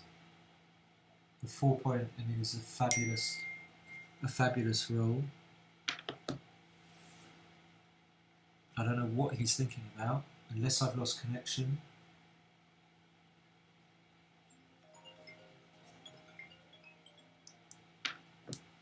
Okay. I think Lawrence is just calling me to tell me that they started. There is a delay, so I'm back on. 2-1. So now that basically Ken has made the 23 points, he's not very likely to get gammoned, even though he's got 3 checkers back. But Aref is very, very likely to win the game from this position. He's not likely to leave shots. Ken's got a really crappy board. So, judging on the PRs of the last 2 matches, so in the first, if you've only just joined, Ken only managed to play a 7 in both of them, won both matches, but Aref played 3.8 in the first game to 11, and then he played 1.8. It's very unlikely that Ken's PR is going to be lower than Aref's PR. So if Aref wins, whenever Aref wins the match, unless it's going to like a 3-pointer or a 1-pointer, it's very, very likely that Aref will win the PR. And because Aref is looking very good for about, his expectation is about 2.5 here or something. So, he's most likely to go 3-0 up to 7, which puts him like at about 70%. I don't know exactly what the match equity is at 4-way, 7-way. 5-2 is manageable, so Ken really needs a 6. So his gammons, Aref's gammons have gone up slightly, bearing them in to bear them off. If Aref can roll something like, a double 6, jeez. Okay, so Ken's losing like 35% gammons here, maybe more because of this. He's got to bring this. He's got 4, 6, 8, 9 crossovers. This is still very, very gammonable. Aref is favourite to gammon him for sure. When I say for sure, it means I'm actually not sure. So 6, he's got 8 checkers. He can't take 2 men off. So he's just going to hit and go and hit the 2-point. If Ken doesn't roll a 2, Aref is about 40% favourite to gammon him. So the fact that Aref missed there, so Ken's likely to save this bit. If Aref rolls like a double 3, okay, so he's gonna have a shot at it. Yeah, so it's looking like Aref is looking pretty good. Now he's got a 3-0 lead. He's looking good. So Ken should probably just still split with the back checkers, even though he's down in the match. And it was about time that Aref got some luck. I mean, Ken was really, really lucky in both those games. I think I would have run from the 22-point, actually. And Aref is cruising. Aref is cruising. Look at this. This is a cruise roll. Bang. What about this? So Ken's obviously not going to hit. He's got some... come on. What is this?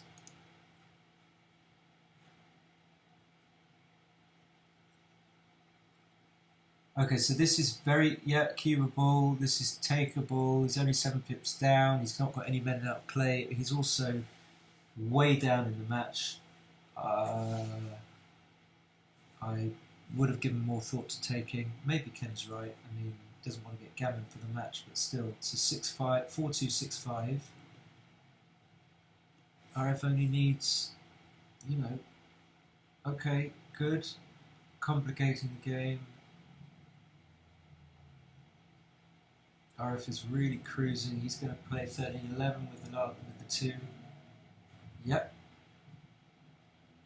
That's in between the posts.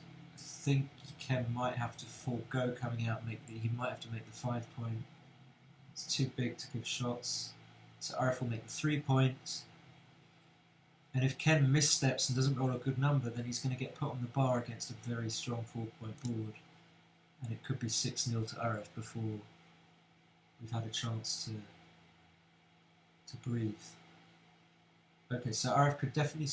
I think I like slotting the 7 point there. My arrows are not working again. Fucking arrows. Okay, so Ken can make the 4 point, but then that leaves blots. Okay. Aref is going to hit gladly and then come up to the 21 points. And Aref is never going to double, but he's looking good for a gammon. If he does win the game, he's likely to win 2 points, not just 1. So coming out with a 5, he needs to come out, and he's going to come down. Ken desperately needs a 2, Aref needs a 9. That'll do. So that's a reasonable parlay for Ken. So he's got the man safe. Aref needs a 7. So he's going to hit loose for sure. Don't know what he's thinking about. Don't know what Aref is thinking about. What? So he would have got hit. I don't understand that. And now he doubles. This is sneaky. What? So he thought, okay, if I don't hit and he doesn't hit, then I'm going to double. But then what's bad here? So through some numbers leave indirect shots. My instinct is to take this, but I take a little bit too deeply.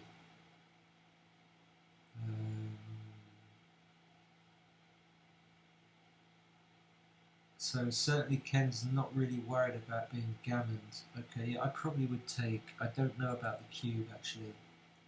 So we've got minimum 2 directs, 2 indirects. We've got 7s and 9s. This Aref could get punished badly for this. And that's just going to make the 3 point. Okay, that's over. So I struggle with cubes. Those cubes, I would definitely take more time. You know, sometimes you're so shot and dead in the game that even at 4-0 down, you just can't afford to take it. But then other times, when you get like a sniff of victory, then you're snatching and your opponent shouldn't actually even be doubling. So obviously Aref is not going to leave a shot. He's going to forego winning a gammon. Doesn't really need to win a gammon. If he goes 6-0 up, then his match equity is like 92. He's 92% favourite to win. I think something like that, 8 or 9%. His opponent will have 8 or 9%. But he's still got to avoid rolling a 6-5 here. Okay. So it's going to be a very, very hard comeback for Ken. And it's looking like we're going to have our first qualifier in the Magriel Cup. And deservedly so, playing 3.8, as much as I lambasted his cube action, which I always do. Aref is probably a smidgen better than I am, I would guess. His instincts are very, very strong. And his checker play, he once said to me, his checker play is better than Moch's. So he's certainly not short of confidence. Who's to say that Moch's checker play is the best? It probably is pretty good.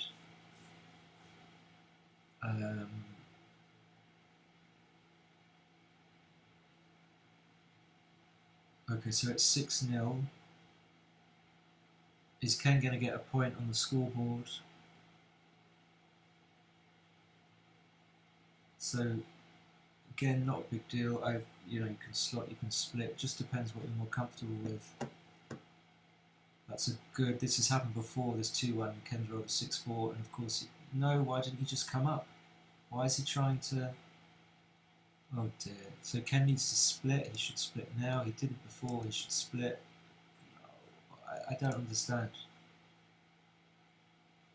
I think Aref can probably make a run for it now. And he splits now, but it's probably too late because Aref's like he's only going to get direct shots at best. So Aref's just thinking whether to have to play the 4 there and the 6 there, or the other way around. Okay, so that's reasonable. So what we're going to come up to challenge this blot here. We're challenging this by coming up. We need to play big. Okay, so that's a good roll for Aref because it's safe. He doesn't necessarily want to pick and pass, but it's the... He didn't have to hit there. Maybe he should have given thought to not hitting, but 2-3, staying back. I'm not 100% sure. So this is not a great roll. Giving some thought to just playing safe. Not saying this is right, but giving thought to it. So this leaves... Okay, so he would have got hit. He would have got hit, so he chose well. It doesn't matter what the right play was, he would have got hit. Now he's going to have to hit on the 2-point. And I think I would just go for the split variation, the split configuration here. If you make the 24, then Aref is possibly going to just make the 7-point. So this is safe. The question is, do you play 5 to the 2 and leave a 6-5? Maybe you do. It's a little bit... But Aref's checker play is the best in the world. So 1, 2, 3.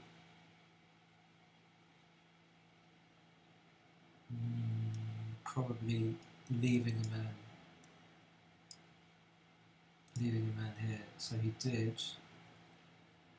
Okay, so this is reasonably safe. It's indirects, but Aref's got a really crappy position here. So Ken is has a reasonable possibility of getting a shot. So how do we play this double 6? I think I just leave the blot on the 8-point, like that. So 6s are going to be bad here, I think. Yeah, 6 is forced. Yeah, so Ken, okay, this match is not over. I'm fucking starving. 3. Okay. Double hit. Okay, that's over now. The game is over.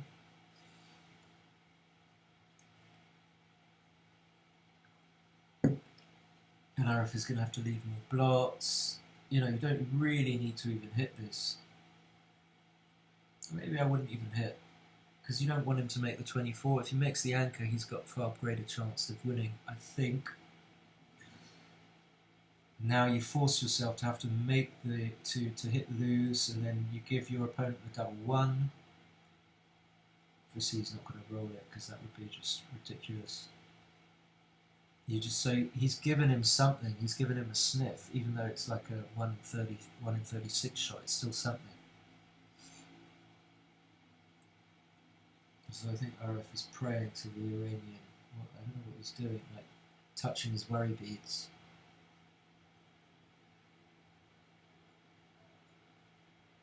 Have I lost connection?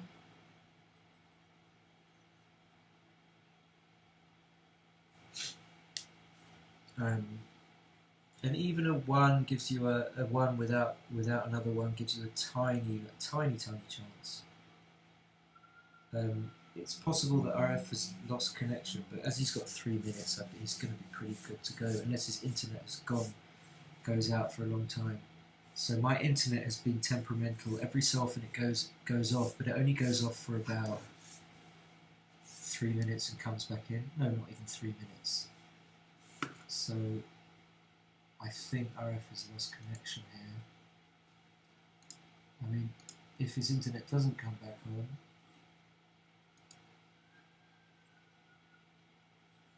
shit.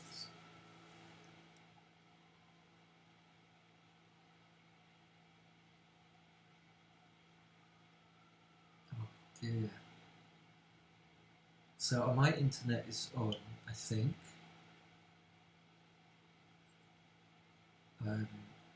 So it means that Aref's either disconnected or he's...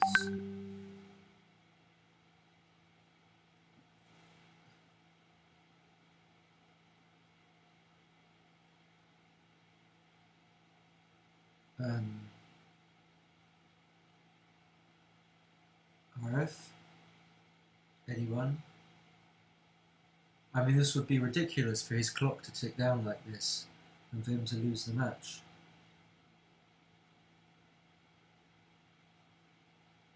What's going on? Let me text him.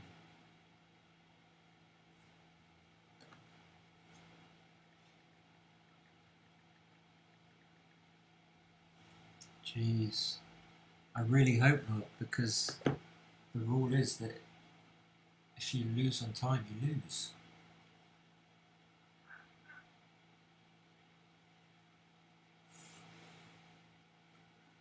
I don't understand. I mean, just that we don't want that. Oh dear, come on, please. So I mean, maybe it's my connection in some. I don't think it is though. I mean, if anyone is Arif's clock running down in the for you guys? If someone would let me know, that would be great.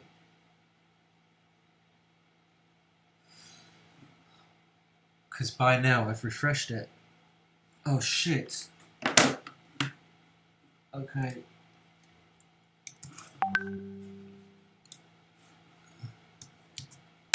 No. Okay.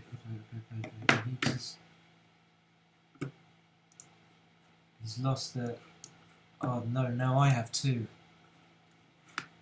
Oh jeez. What is going on? This is an absolute disaster. Now I've lost...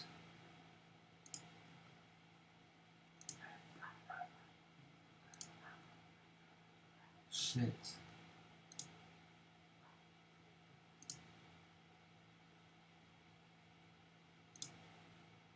Someone sent me the link. So I've lost it.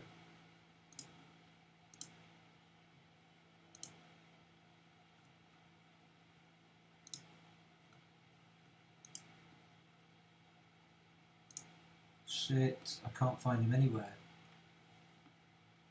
I think he's timed out.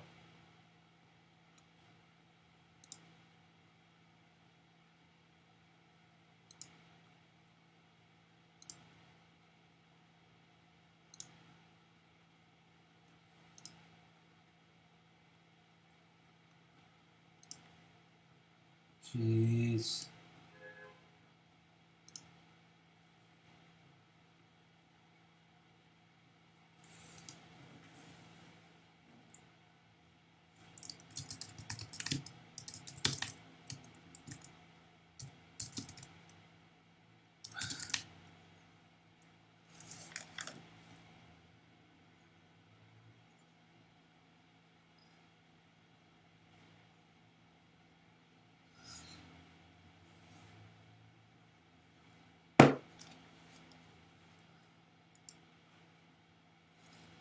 Hi. Hello? I can't hear you, hold on. Jeez. Aref? Yeah, so I lost, it was ticking down, and then I sent you the wrong link by mistake, and then I clicked out as well. And I'm streaming it, so I was like saying, I can't believe you've lost connection. And I was trying to ask people on the stream. So what I'm going to do is I'm going to talk to Ken and see what he wants to do.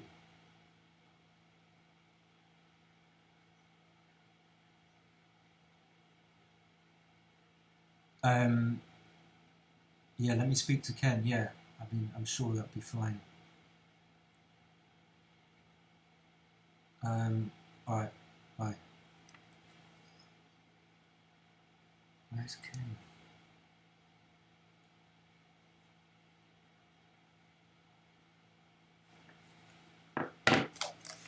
Okay, I think I might come back, I might not. But this is real drama. Okay. What a joke.